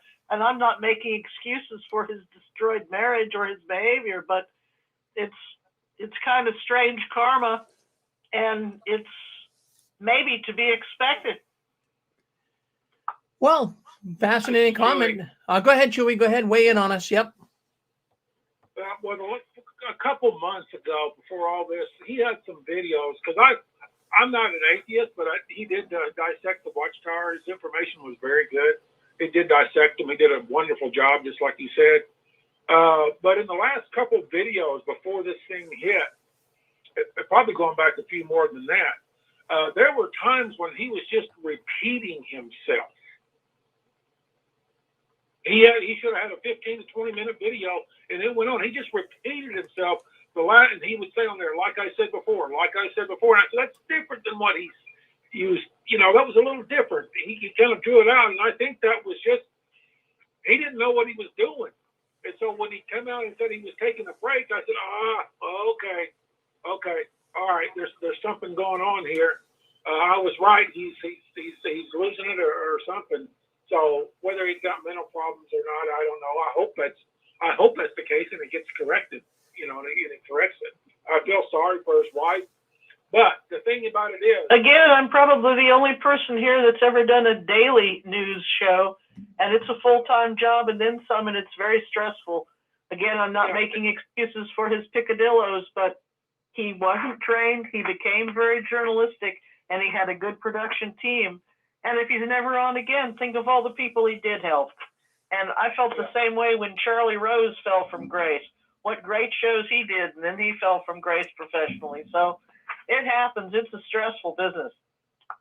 Yeah, the only thing that I'll say, and then I'll chime off, the only thing is he made comment after comment after comment after comment when the broadcasting started, when JW broadcasting started, and he's right. He said, this is going to puff them up. People are going to recognize them. The old governing body, nobody knew him. This one does. Well, the same thing's happened to him. Everybody knows him. If he walks down the street, I'm going to recognize him. Okay? And unfortunately, his family's going to bear a lot of it. Fortunately, we really don't know what they look like. We just know what he Rick, is there going to be any more of the JW World News? Because there just seems to be nothing but conversation. It'll go on forever. And I'm just, is there going to be any more of your No. This is a special program. This is a special program. I'm sorry if I'm wrong. I'm sorry. All right, you're on with us. Who'd like to say something? You're on with us. Speak up. Hello, Rick. Yes, Connie. Yeah, hi, Rick. I was going to say, it's really a sad story. I try to step back and look at this, on both sides of the coin. And, I remember when, a few years back when I found him, he was very good. He really was. I mean, he did a lot of research and fortunately, he did help a lot of people at that time. But I always, just a couple of things, Rick, and I'll be brief, but just a couple of things are going through my mind. I always thought it was very strange. I mean, he had been an elder. He had been pretty much born and raised in the organization. And he's down in a basement living with his in-laws and doing all this activism for the XJW community up in Croatia, the country of Croatia, when his in-laws are active JWs upstairs. I always thought that was very strange. I couldn't figure that one out. And that was number one. Number two is I stopped listening to him after a while because I could really pick up that he was all into himself and his own ego. He was all about, I'm Lloyd Evans. I'm in the XJW community. I was an elder. Look at me. And he still had that mindset of being an elder and looking down at other people. I picked up on that. And I really, really didn't like that. That was the second thing. And then when it came to the situation with Russia and how Russia, said the JWs are a terrorist, well, he didn't like that. He didn't like that comment. And I thought, holy mackerel, this is really weird for someone in the XJW community. Why would you be against Russia's saying that the witnesses are a terrorist activity. And then I got to realize this is a business for him. That's exactly what this is. He's down there in the basement. He doesn't have any, college education or any other skills. I mean, this is his life. And he came out to San Francisco, which I'm not far from. And I remember Cameron Torres, ex-JW, had his own, YouTube channel. Cameron went out there to see him because Lloyd had his new book and he was promoting his new book. And, Rick, I thought to myself, how in the heck do you get the money to come all the way from Croatia and you're traveling around the world coming to San Francisco just to promote your book? And I thought, how is this guy getting his money? Well, apparently, like you said, with all the patrons and everything, or people donating. And he loved all that, Rick. He loved all the accolades. He loved the money. It was his business. And just one other thought, and then I'll be quiet. And this is the part that really fries my cookies, okay? He totally disrespected my friend. I won't go into details because I'm trying to protect her privacy. But he was the type of guy that if you confronted him, he was like a vicious pit bull. He went right after you. And he said a name about my friend who's next JW. She comes on here occasionally, and it got really ugly. So I knew he didn't respect women, okay? He said, and I'm not putting down all the brothers who used to be elders, but he still had that mentality that women are a second class, and you better listen to me, okay? Because I'm somebody important. And so I didn't listen to him, Rick. I don't respect people that have that mindset. And anyway, it is what it is. My brother lived over in Thailand for a while. He had a girlfriend over there. He really did. And, unfortunately, the women over there don't have any education. And there is a lot of human trafficking, sex trafficking. And a lot of them, unfortunately, are prostitutes. So my heart goes out to his wife and his kids. And anybody who plays the victim role, it just says so much about them. Like, woe is me. Oh, my gosh. No, people need to be accountable for their own behaviors. And that's what I have to say, Rick. So thank you. Well, thank you, Constance. Let me just make one comment, and I'll bring you in, brother.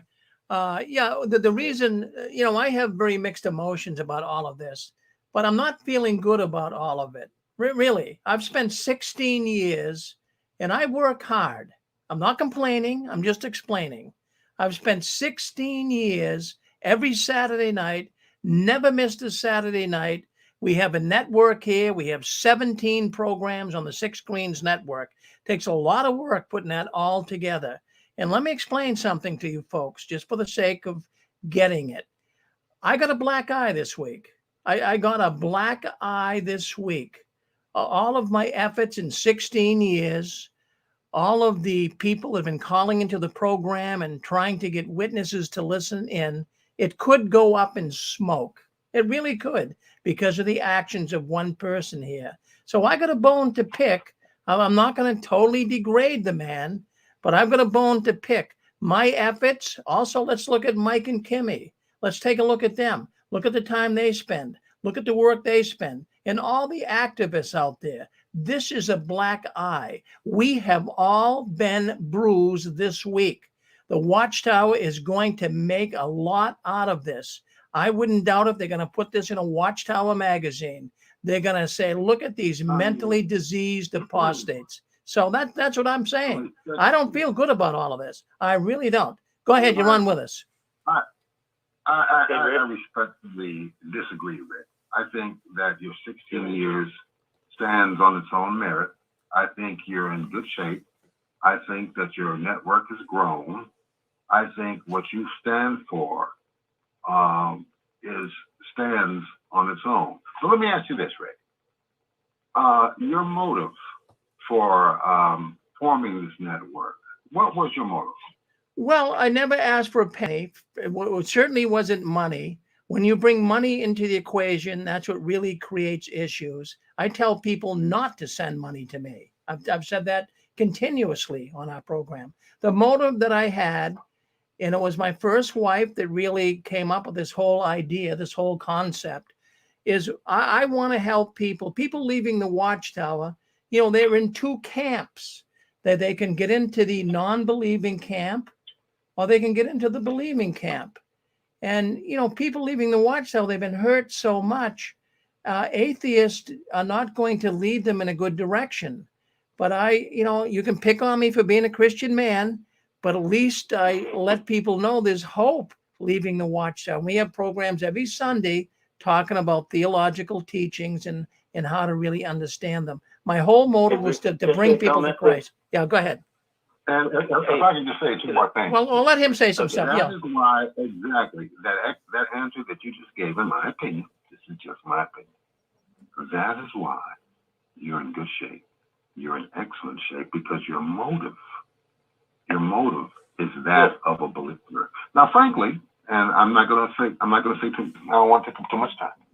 I know that we have divergent beliefs on the Six Screen Network, and I do salute you for that, for having a forum where, some people may believe in one God, some people may believe in a triune God, but we're believers, and there may be some other divergence as well, but we're believers. But this gentleman, Lloyd Evans, is an atheist. Now, one goes to the 14th Psalm. I know that's tomorrow. But the 14th Psalm, I'm sorry, there's only 7 verses. Verse 1 says, it is the fool that says in his heart that there is no God. And in that very verse, it says, that person will do vile acts. I didn't write that. That's Psalm 14:1. So Lloyd Evans is an atheist. So in my opinion, this is just my opinion. Yeah. One got to say something in here. Well, hold on. Let the brother speak. In my opinion, one cannot equate an atheist with a believer. Your motive was pure. Your motive, and in my opinion, I've been listening. I listen more than I talk, man. But I'm not the only one listening more than I talk. This is a very, very encouraging program. It's been very, very encouraging for 7 years. It's therapeutic. That we get a chance to hear different people with different opinions who have gone through the same thing we've gone through, which is the Watchtower, right? And we get a chance. So, Rick, you're doing a wonderful work. I do perceive that God is backing this work. Like I said, we have some theological differences, and I also perceive, because we have a judge, his name is Yahuwah, the Son of God, point, brother. that he's going to straighten out. I perceive that he's going to straighten out the theological differences. It's not up to any man. That's just. Oh, good. Well, thank you, brother. Okay, now we'll bring in. Go ahead, sir. You're going to come in next. You get your forum. Go ahead. Finally, I see Jehovah's Witnesses have never changed. They keep on talking when there's nothing left to be said. But anyway, he touched on what I've been trying to get in and tell you about, Rick. That this guy was an atheist, and he wasn't bringing people to the love of Christ. He was just sending people out there. And I know people have to heal out of this organization. I know when I left 25 years ago, I raised the whole family, and I said, you're never ever going to a church again. But, fortunately, by Columbine High School and that little girl, Rachel Scott, saying she believed in God with a gun to her head, I knew where I should have been. And I got back to the love of Christ. I accepted Christ. And Lloyd Evans never brought anybody to Christ. He never brought anybody to the love of Christ. I listened to him a couple of times, and I listened to you a long time ago, and I just happened to find this number accidentally. So I'm glad I got to even, and then the subject came up, and I just had to call. I've been trying to call here lately. But yeah, you don't feel, you keep doing what you're doing, Rick, and it's no black eye, and Christ is our Lord and Savior. He's the way, he's the truth, and he's the life. And nobody comes to the Father except through him. So you keep doing what you're doing. This guy's nothing. Keep on going, okay, brother? Well, thank you very much. Yeah, yes, go ahead. Yeah, Rick, I'd just like the audience to know that I've known you for 17 or 18 years. And the reason you're doing what you're doing is because you love other people. You love your former brethren in the Jehovah's Witnesses, and you realize that Jehovah's Witnesses, or the governing body, is beating up on people and destroying their lives. That other guy, Evans, he loves money. He loves perversion. And I'll just let the audience know, although you alluded to it already, but a lot of that prostitution that happens over there in Thailand is you got pimps turning out young girls, 11, 12 years old, and it's legal over there. So it's a very decadent country. But what you're doing, Rick, I don't think anybody is going to lump you in with Evans at all. I don't think anyone with a brain would do that. Thanks. Well, thank you, Dick. I mean, for saying that. I mean, it's been a mixed emotions for me this week. It'll be water under the bridge, but there's this woman Silvio, who was the lawyer for Evans, and worked. She's a retired lawyer. She's an ex-witness, but she worked with him. But she was saying that there's a lot of ex-witnesses that threw the towel in because of this. Well, I'm not going to throw the towel in. I'm going to tell you that right now. And I don't want that to discourage others as well. I look at, we need more allies. We need more people that are going to be activists. So hopefully this will just be, as I say, water on the bridge, and hopefully it'll go away and people will forget about it another month. Let's hope that happens. Another Rick? Okay, we've got a few more coming in here. Go ahead, Constance. Yes, I'll just be brief too. I was going to say, I loved what the couple of you brothers said tonight, who are Christians. Rick, if I were you, I would not be worrying. You know why, honey? It's like, what does light have to do with darkness? And we know that light always outshines the darkness. So there's no competition when it comes to Evans, with him being an atheist and, as a cult follower. So Rick, don't even worry about that. I think God has really blessed you, and a lot of people, like I've always said, if they love truth, they love God, they love righteousness, with God's Holy Spirit, people will be able to decipher that. And they have, Rick. You've been very instrumental helping me and lots of other people. So thank you, Rick. Well, thank you. I mean, no, that's good. I mean, I'm over it now. Go ahead. You're with us. Go ahead. Can I say something? Go ahead, Deb. Yeah, go ahead. Yep. Everybody that's calling in and talking about Lloyd, everybody is sounding like they're Jehovah's Witnesses again and disfellowshipping him again. And I've never had much contact with Lloyd. In fact, I didn't even watch his videos regularly. I still don't watch him regularly. But he's a freaking human being. And how many of you have to explain, this is his job. Why does he have to? Yeah, he screwed up royally. But seriously, how many people have to go before the world, because he has over 100,000 subscribers, plus who knows how many other people listen to his videos after after he's done with them. And to sit and be so holier than thou to say, look, I paid you some money. Now, you can't do with it what you need or what you want. That's controlling. That's not fair. Nobody has the right to ask you or say anything about how you spend your money. Unfortunately, he did screw up royally. And don't take that as a double meaning. I'm just saying it is what it is. And how many people can honestly say that they have not made a horrible decision and done something really bad?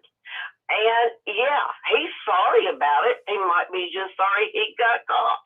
But that being said, it's not fair to judge a man any more than it was okay for the witnesses to judge any of us. It's just not fair. My feelings are not what his feelings are. I'm not an atheist. And I don't like that so much about him, but he says he's that. And yeah, he might be like Trump, where his ego enters the room before he does. And I'm certainly not bashing Trump, considering who the president is now. But anyway, that being said, I'm just saying, All right. stop judging someone unless you be judged. Well, that's what the Bible says, and that's what we're all supposed to be about. Yeah. I respectfully disagree with that sentiment. If I can just say something here, Rick. Yeah, go ahead. This is the second time somebody has said we sound like witnesses, so that's patently inaccurate if you're referring to me, even though I am a former witness, as most of us are. Let's get that out the way.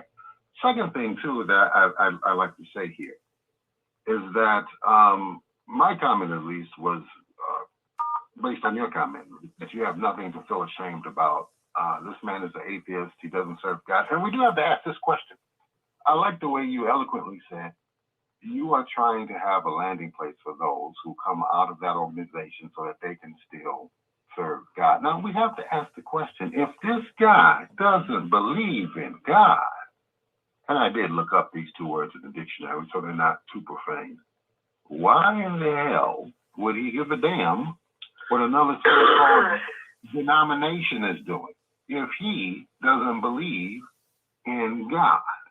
So that to me really does sort of point to a very interesting motive, but that's just a question. But so it's not a matter of judgment, it's a matter of, and by the way, on his website, if on his YouTube channel, which I'm very familiar with, yes, he does have good information about, you know, the governing body and the annual meetings 2022 and 2021 and the things they did. He also has whole videos on how the Bible's in it, how the Bible is unscientific, why we should not believe in the Bible. How many of us, so my question here to you, Rick, and like I said, I have no way of knowing this. I'm going to throw out a number. I'm just a guess. I wonder how many of us who listen to the Six Screens Telenetwork are atheists. I would like to guess it's probably a very, very small percentage, may even be around zero, but I don't know. I don't have any scientific data because because let's face it, it's Saturday night, man. If we don't believe in God, if we're not interested in spiritual things on some level, what are we doing on Saturday night? Hey, Rick. Tuning into a network that talks about spiritual things. Well, there you go. It's not zero. I'm an atheist.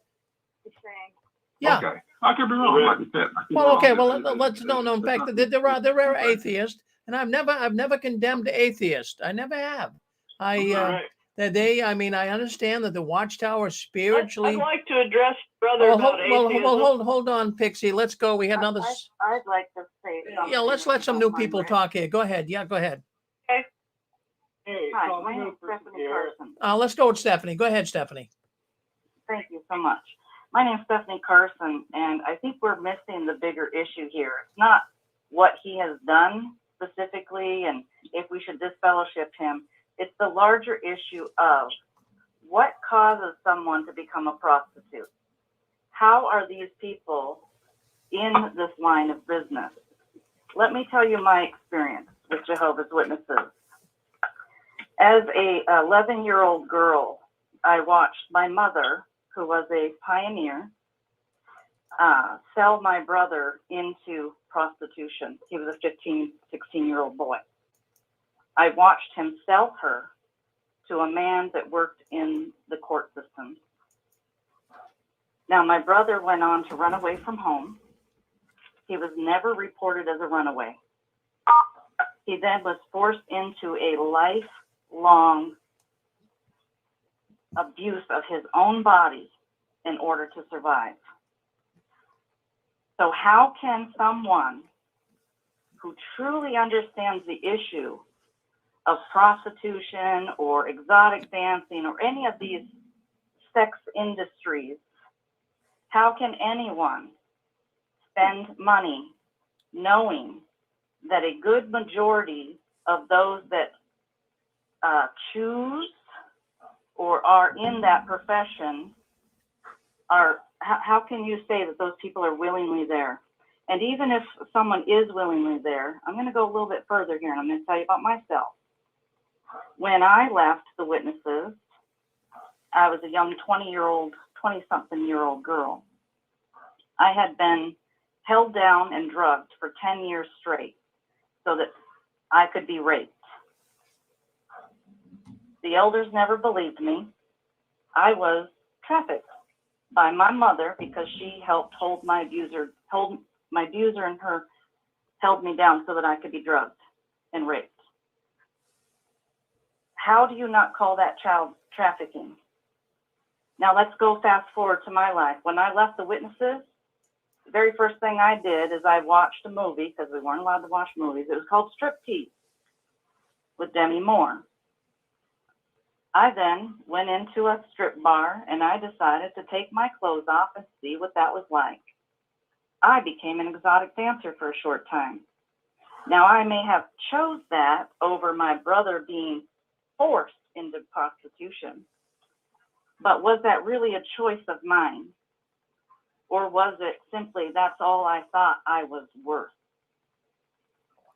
So are we ignoring the larger issue? How can someone speak about the crimes that are being committed upon these children and not see the larger issue of human trafficking that is involved with these issues of prostitution? That's really all I got to say. Well, you said a mouthful. I mean, really, thank you for sharing. Hold on, folks. We thank you for sharing that with us. Was it Stephanie, was it? Yes. Well, thank you, Stephanie Stephanie. Well, thank you, Stephanie, for calling into the 6 Screens. Thank you very much. Don't be a stranger now. Call us back again. Talk to us. We appreciate it. All right. All right. Thank you. All right. Hey, Rick. And also, if I might add in, I did write a book recently called Paying for the Sins of Others. It's on Amazon, and I talked a little bit about my brother's experiences and how these things snowball and continue. And if we do not address the issue at the core, we will not address the full issue. Yes, the issue of the child abuse within the institution of Jehovah's Witnesses and all the institutions. I know many Catholic survivors and such as well. But if we're not addressing the fuller issue, we are missing the point. We are missing the point, friends. Well, good for you. Well, thank you, Stephanie. Go ahead. Stephanie, that you wrote? Your author name and your book again, please, Stephanie? My name is Stephanie Carson. You can find it on Amazon. It's called Paying, like money, paying for the sins of others. Thank you. Protecting our children by reviewing our stolen patriotism. You're very brave. I look forward to reading your book, Miss Carson. Thank you so much. I appreciate it. Letting me speak. Go ahead, sir. You're on with us. Go ahead. So I've been listening to all these people, and I just want to say that we're all spectators. We're on like a big screen, basically in a big play, and everyone has a part to play in it. Whether we're listening, we're watching what's going on, or we're involved in something, we're all involved in it in one way or another. And to put down another person is really degrading and disgusting in my eyes. And the people who have been doing that on this platform, I find very disgusting in my opinion. I feel that we should be focusing on the positive on people instead of the negative. And then once we find the positive, we can truly go into a positive light. I would highly recommend people look up the Loris Canyon on YouTube and see how we can find the positive people. All right, so let me ask you this, brother. Now you came on here tonight. Do you think everything that happened this week is positive? I think it's, yeah, in a way it has been positive. Oh, you think it's positive? It brought to light that what he, yeah, it brought to light that. So it's positive. It's positive that you think. However, it was. Let me speak here. You asked me a question. I'm trying to answer your question. This is another problem I see that you have with your platform as well. I think it brought to light what he was going through, and it was shown, hey, it needs to be addressed. An elephant in the room, basically, and that's why everybody's been saying it's an elephant in the room that needs to be addressed. And so once it's been addressed, hey, we got to move on. You can't just be focusing on the negative, on everything, on everybody's aspects of life. Everybody has to focus on the positive. And if you're not doing that, then it's no use. You might as well stay in the darkness. Well, no, I'm not. I don't think that everything said here tonight was totally negative. I think that there was a lot of comments made here tonight that were putting down people into two groups. I'm sorry, sir. Hello? Hold on 1 second. I want to talk to this man because I think that he'd like to say some more things. So go ahead, sir. So you don't think that in any way we have given Lloyd I any? hear a lot of people on your platform have been putting down negatives on people, and that's not right. Yeah, well, whether they're atheists or not atheists, that's negativity right there. Yeah. That should not be in the life. Well, sir, let me just ask you a question. Let me ask you a question. Oh, and I'm bringing this out, trying to bring out positively, saying, hey, we need to change the direction of where we're going. Otherwise, you can stay in a negative position. That's all I have to say on this. All right. Well, no. You can't be positive. I don't want to hear you. I don't want to hear you anymore. Well, shut the phone off then and get off the line. Jeez, what am I going to do with a guy like that? Yeah, what a loser. Hey, Rick? Yes. Rick? Yes. That speaker that was just on the caller, I'd just like everyone to know my opinion is that some of the callers were very complimentary to him, that his programs are good and well done, and that he's helped a lot of people. That was true, and that's positive. The negative side is, that he went to Thailand. But he is an atheist, so he doesn't feel he has to answer to God, because in his mind, there is no God. It's kind of despicable what he's done to his wife and children. But I think the good was balanced off really well, with the bad. That's my outtake on it. Yeah, no, I feel the same way, Dick. I feel the same way. This guy was evidently a loyal follower of Lloyd. And, everything Lloyd said was exactly right. The man admitted a mistake. For this man to come on and say that, we're beating up on Lloyd, I wouldn't say that. It's a big elephant in the room, as he even said. That's all people were talking about. So I wanted to give people a chance to talk about it. But for him to say that, we're beating up, there have been positive statements made as well. I didn't beat up on Lloyd tonight. I said I liked the guy. I liked his format. I liked what he accomplished and getting witnesses to come out of the Watchtower. Yes. Scott, this is just like what happens with these politicians. And I'm just using it as an example, not for debate. But, they'll make a mask mandate, but then they're caught without the masks. And it's, they close the salon, but then they're getting their hair done in the salon. It's rules for thee, but not for me. And again, I think that's the problem with him, is he has put himself up as this example. And then when people find out what he's done, it's a big disappointment. That's the thing of it. It's a big disappointment that he would have done these kinds of things based on the way he talks on his programs. So it's a hint of hypocrisy, really, in this case. And then on top of that, you find out the money, which again, I don't begrudge anybody collecting money. It costs money to produce those shows. But I think people had an expectation that money was being used for the shows or for his living expenses, but not necessarily. And if he played golf, I wouldn't care. But to go and do what he did, I think that really rubs people the wrong way in this particular case. But again, he did produce good shows, and I did enjoy them. But again, he's put himself in this situation. We didn't do it. He did it. I want to touch on that too. Give me a minute. Go ahead. Can you hear me, Rick? Oh, we can hear you. Yep. Go ahead.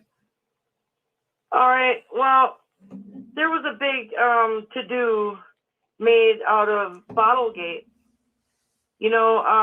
Tony Moore is going and using donation money to buy liquor. And that went on for a long time. Bottlegate this and Bottlegate that. Well, I think that when a person is living off of donations, just like Watchtower exists off donations, that there should be an accountability for those donations. Now, the people that are donating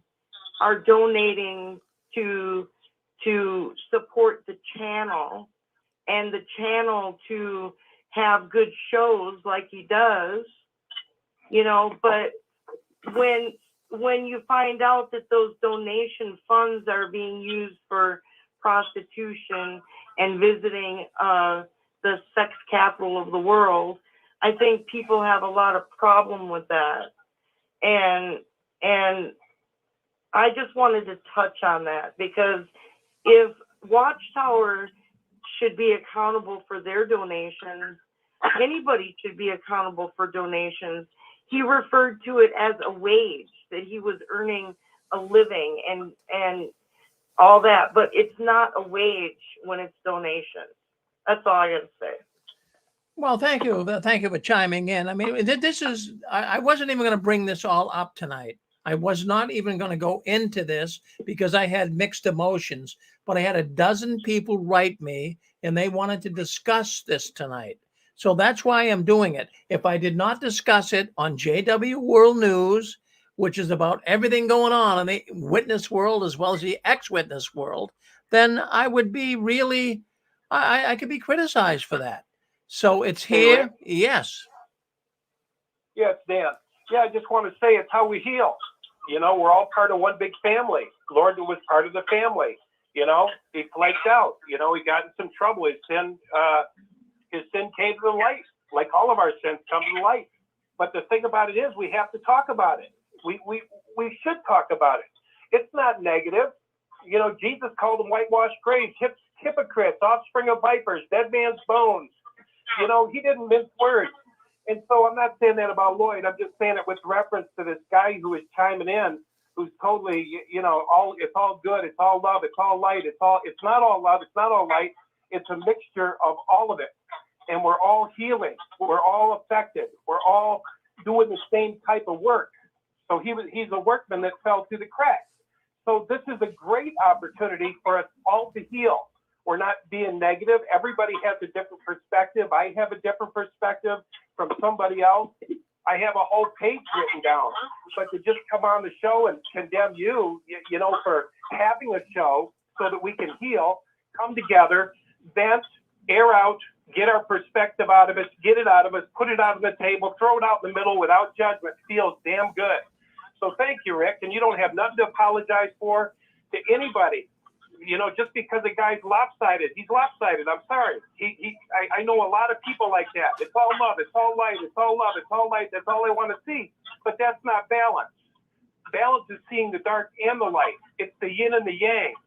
And we got to live in both worlds. That's the checkerboard floor of life we live in. We live in the good and the bad. So thank you, Rick, for creating a healing space so people can come together and share their thoughts and vent and cry or whatever they got to do. There's no judgment here. Thank you. Well, thank you, Dan. Okay, let's go with I guess we got Colorado. Let's see. Hold on one second. We got Pueblo, Colorado. You want to come, Pueblo? All right. No, we got a lot of people wanting to come on here tonight. So if you want to speak up, go ahead. You're on with us. Yes. I was just going to say that I listened to Evans every once in a while, and as far as his activism, I thought it was very good. But as far as his personal life, I remember when he condemned Mike Kim. So sometimes things come a complete circle. But I was just going to say that I would like to see Redwood, or whatever his name is, that used to help him. I hope that he continues his activism and picks it up and carries on, because he was the one that was going to the courts and keeping us pretty well up to date with what was going on at the courthouses. So I can't think of his name right now. Wasn't it Redwood? John Redwood. His real name is Mark O'Donnell. And I really like that man. I really like that man and his wife. And they were featured in the documentary on cable television, The Crusaders. and they did a great job. And I right now I'm saying to Mr. Redwood, or his real name is O'Donnell, Mark, I hope they can get through this. Don't you worry. Nobody's holding you hostage. You're a good man. Keep moving in the right direction. We really like him. Yep. Yeah. He's on a totally different continent here in the States, so I'm sure he's working on something. What I wanted to say about atheism, it doesn't negate the karma and the destruction of Lloyd's marriage. And that was addressed to the gentleman with the baritone voice there who asked about atheism. And also with atheism, we also have Pascal's wager. Pascal decided to be a Christian. He was a philosopher because he says, well, you know, if there's a heaven, I don't lose. If I'm an atheist, I might lose out. Well, there you go. Hey, listen, we're moving forward here. We've got Heart to Heart coming up next. You don't want to miss that program either. You've been listening into the 6 screens here for the last couple of hours, but Heart to Heart is coming up next, and we will put it on YouTube. We have a former elder. He doesn't want to be named, but he's going to come on. He's going to tell you all the problems in the congregations he was involved with. A lot of sexual perversion. I hate to keep bringing that term up, but he'll be speaking about it tonight. So that'll be on Heart to Heart. So by all means, stay with us. Hey, you know what I'd like to do? What I would like to do, I do have some clips. I wanted to play some clips, but because so many people came in here tonight, I can't believe how many people came in. But I just want to play a clip or two here from Cedar's last video he did, and acknowledging that he did visit prostitutes. And friends, I'm not trying to pick on him. I'm not.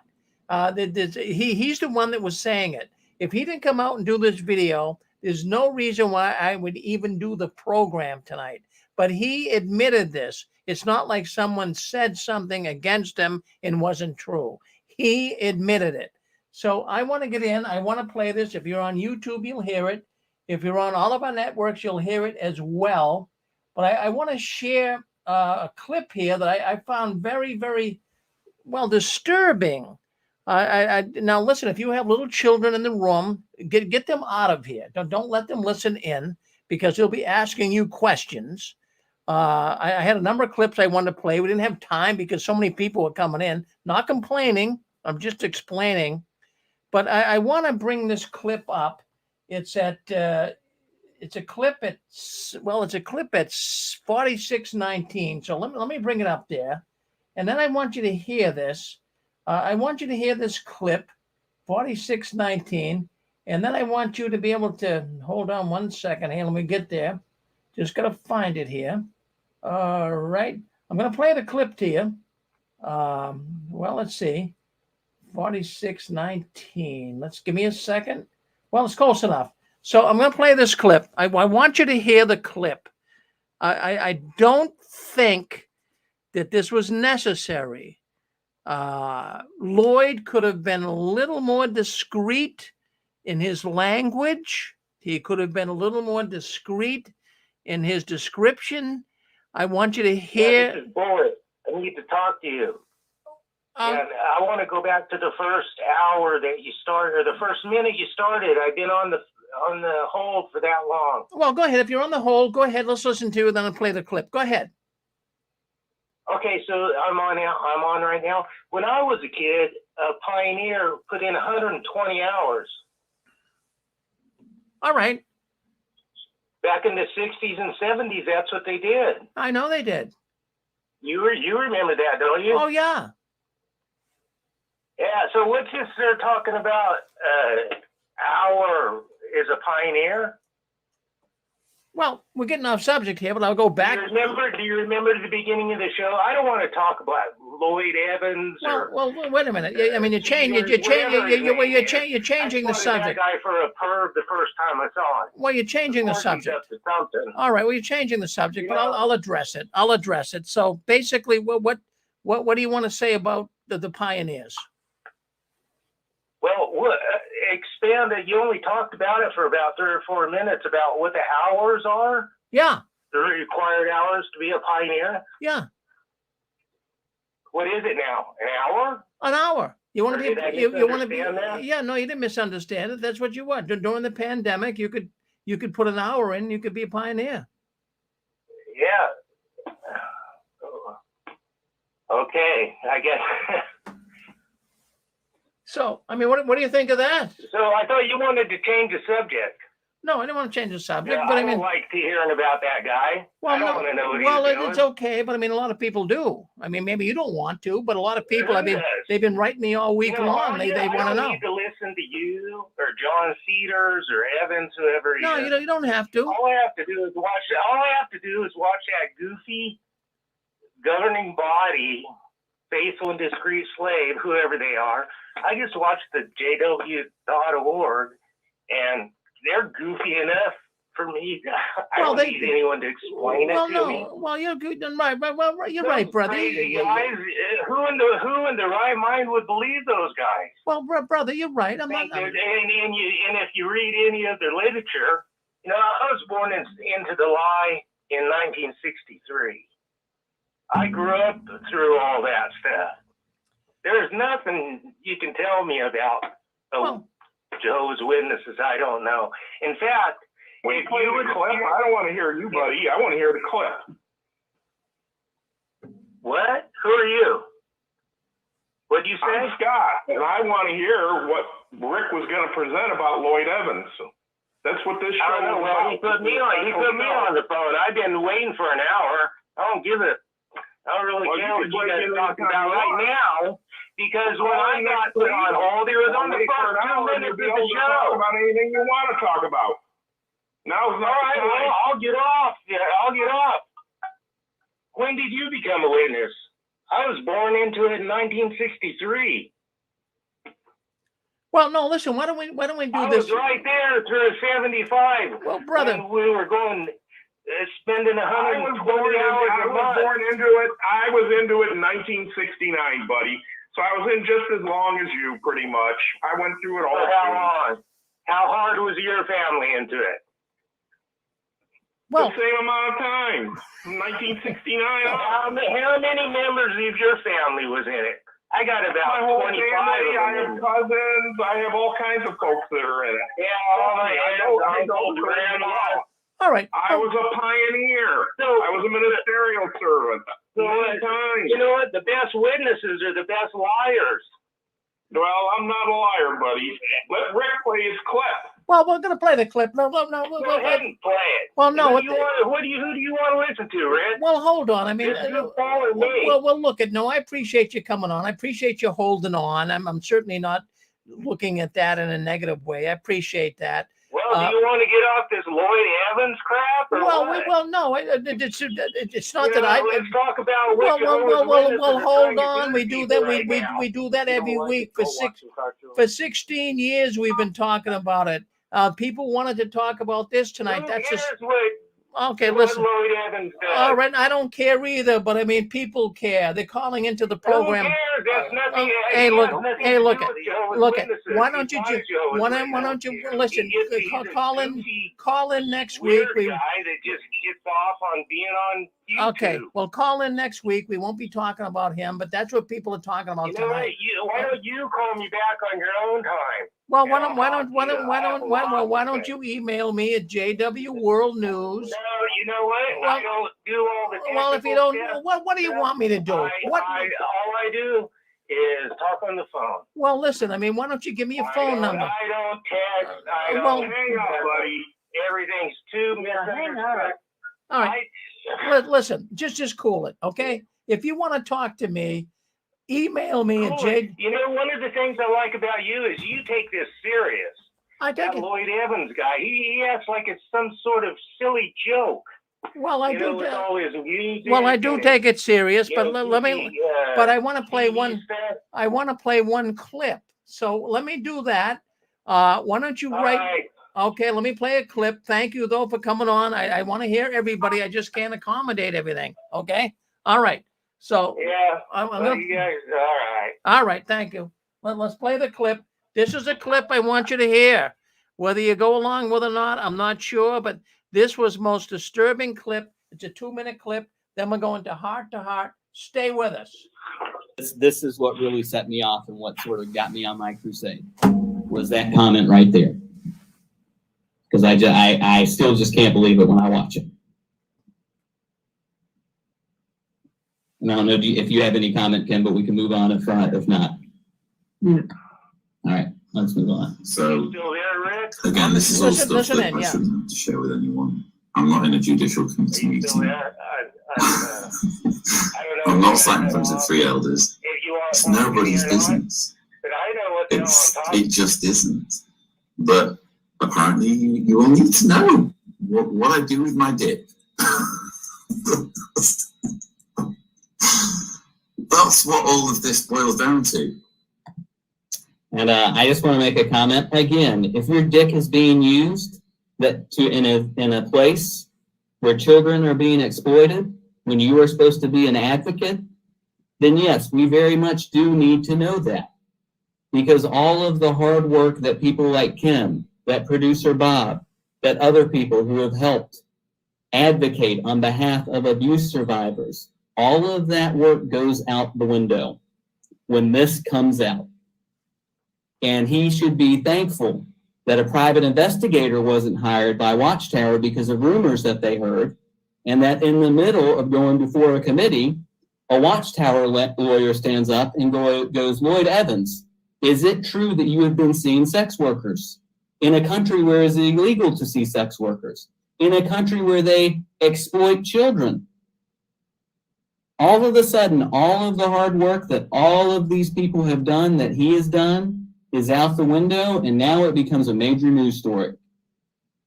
And suddenly it looks bad on the entire community because everyone supported him. So it very much is our business what you are doing with your dick when that is causing harm to a community. I also just want to jump in and add that. All right, so there you have it. I mean, I wanted to take that clip. I had many more, but, I do not like the language in it. Yes, it concerns all of us that are ex-activists. I'll get over it like many others will that are activists against the Watchtower. But friends, I want to thank you all for coming in tonight. This was not a load up all of our problems against John Cedars or Lloyd Evans, whatever you want to call him. He has created some issues, and hopefully it'll be water under the bridge and move forward. Friends, we now have Heart to Heart coming up next right here on the Six Screens Network. Constance, are you on there with us? I want to get Dan and Angela on so I can get them on YouTube. Would you like to come on and kind of... Dan and Angela, first of all, if you're on there with us, did you want to come on tonight on YouTube? Dan and Angela, did you want to come on YouTube tonight? Or you want to stay on your own platform? Are you there, Rick? Yes, I am. Yep. Oh, yeah, we can go on YouTube if it's. Well, what I'll do is I'll send you a link because people are saying they want to listen to your program and they want it on YouTube. So what I'll do is I'll send you a link. It'll take about 5 to 6, 7 minutes. Is Mike willing to hold on?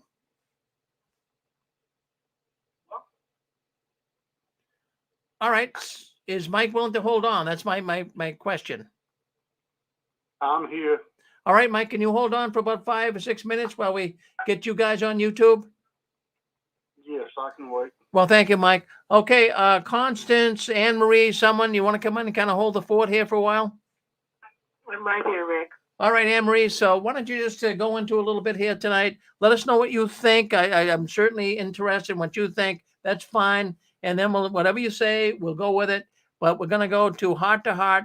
Give us a couple of minutes here to change over to YouTube. Thank you. No worries. I'm still thinking about Lloyd Evans. A lot of comments have been kind of more one-sided than I would like to think they were. One thing I remember about being in Watchtowers, 2 things we learned very well to do was to gossip and to judge others. And I think a lot of people were really quick to jump all over Lloyd Evans, not only for going to Thailand and using prostitutes, but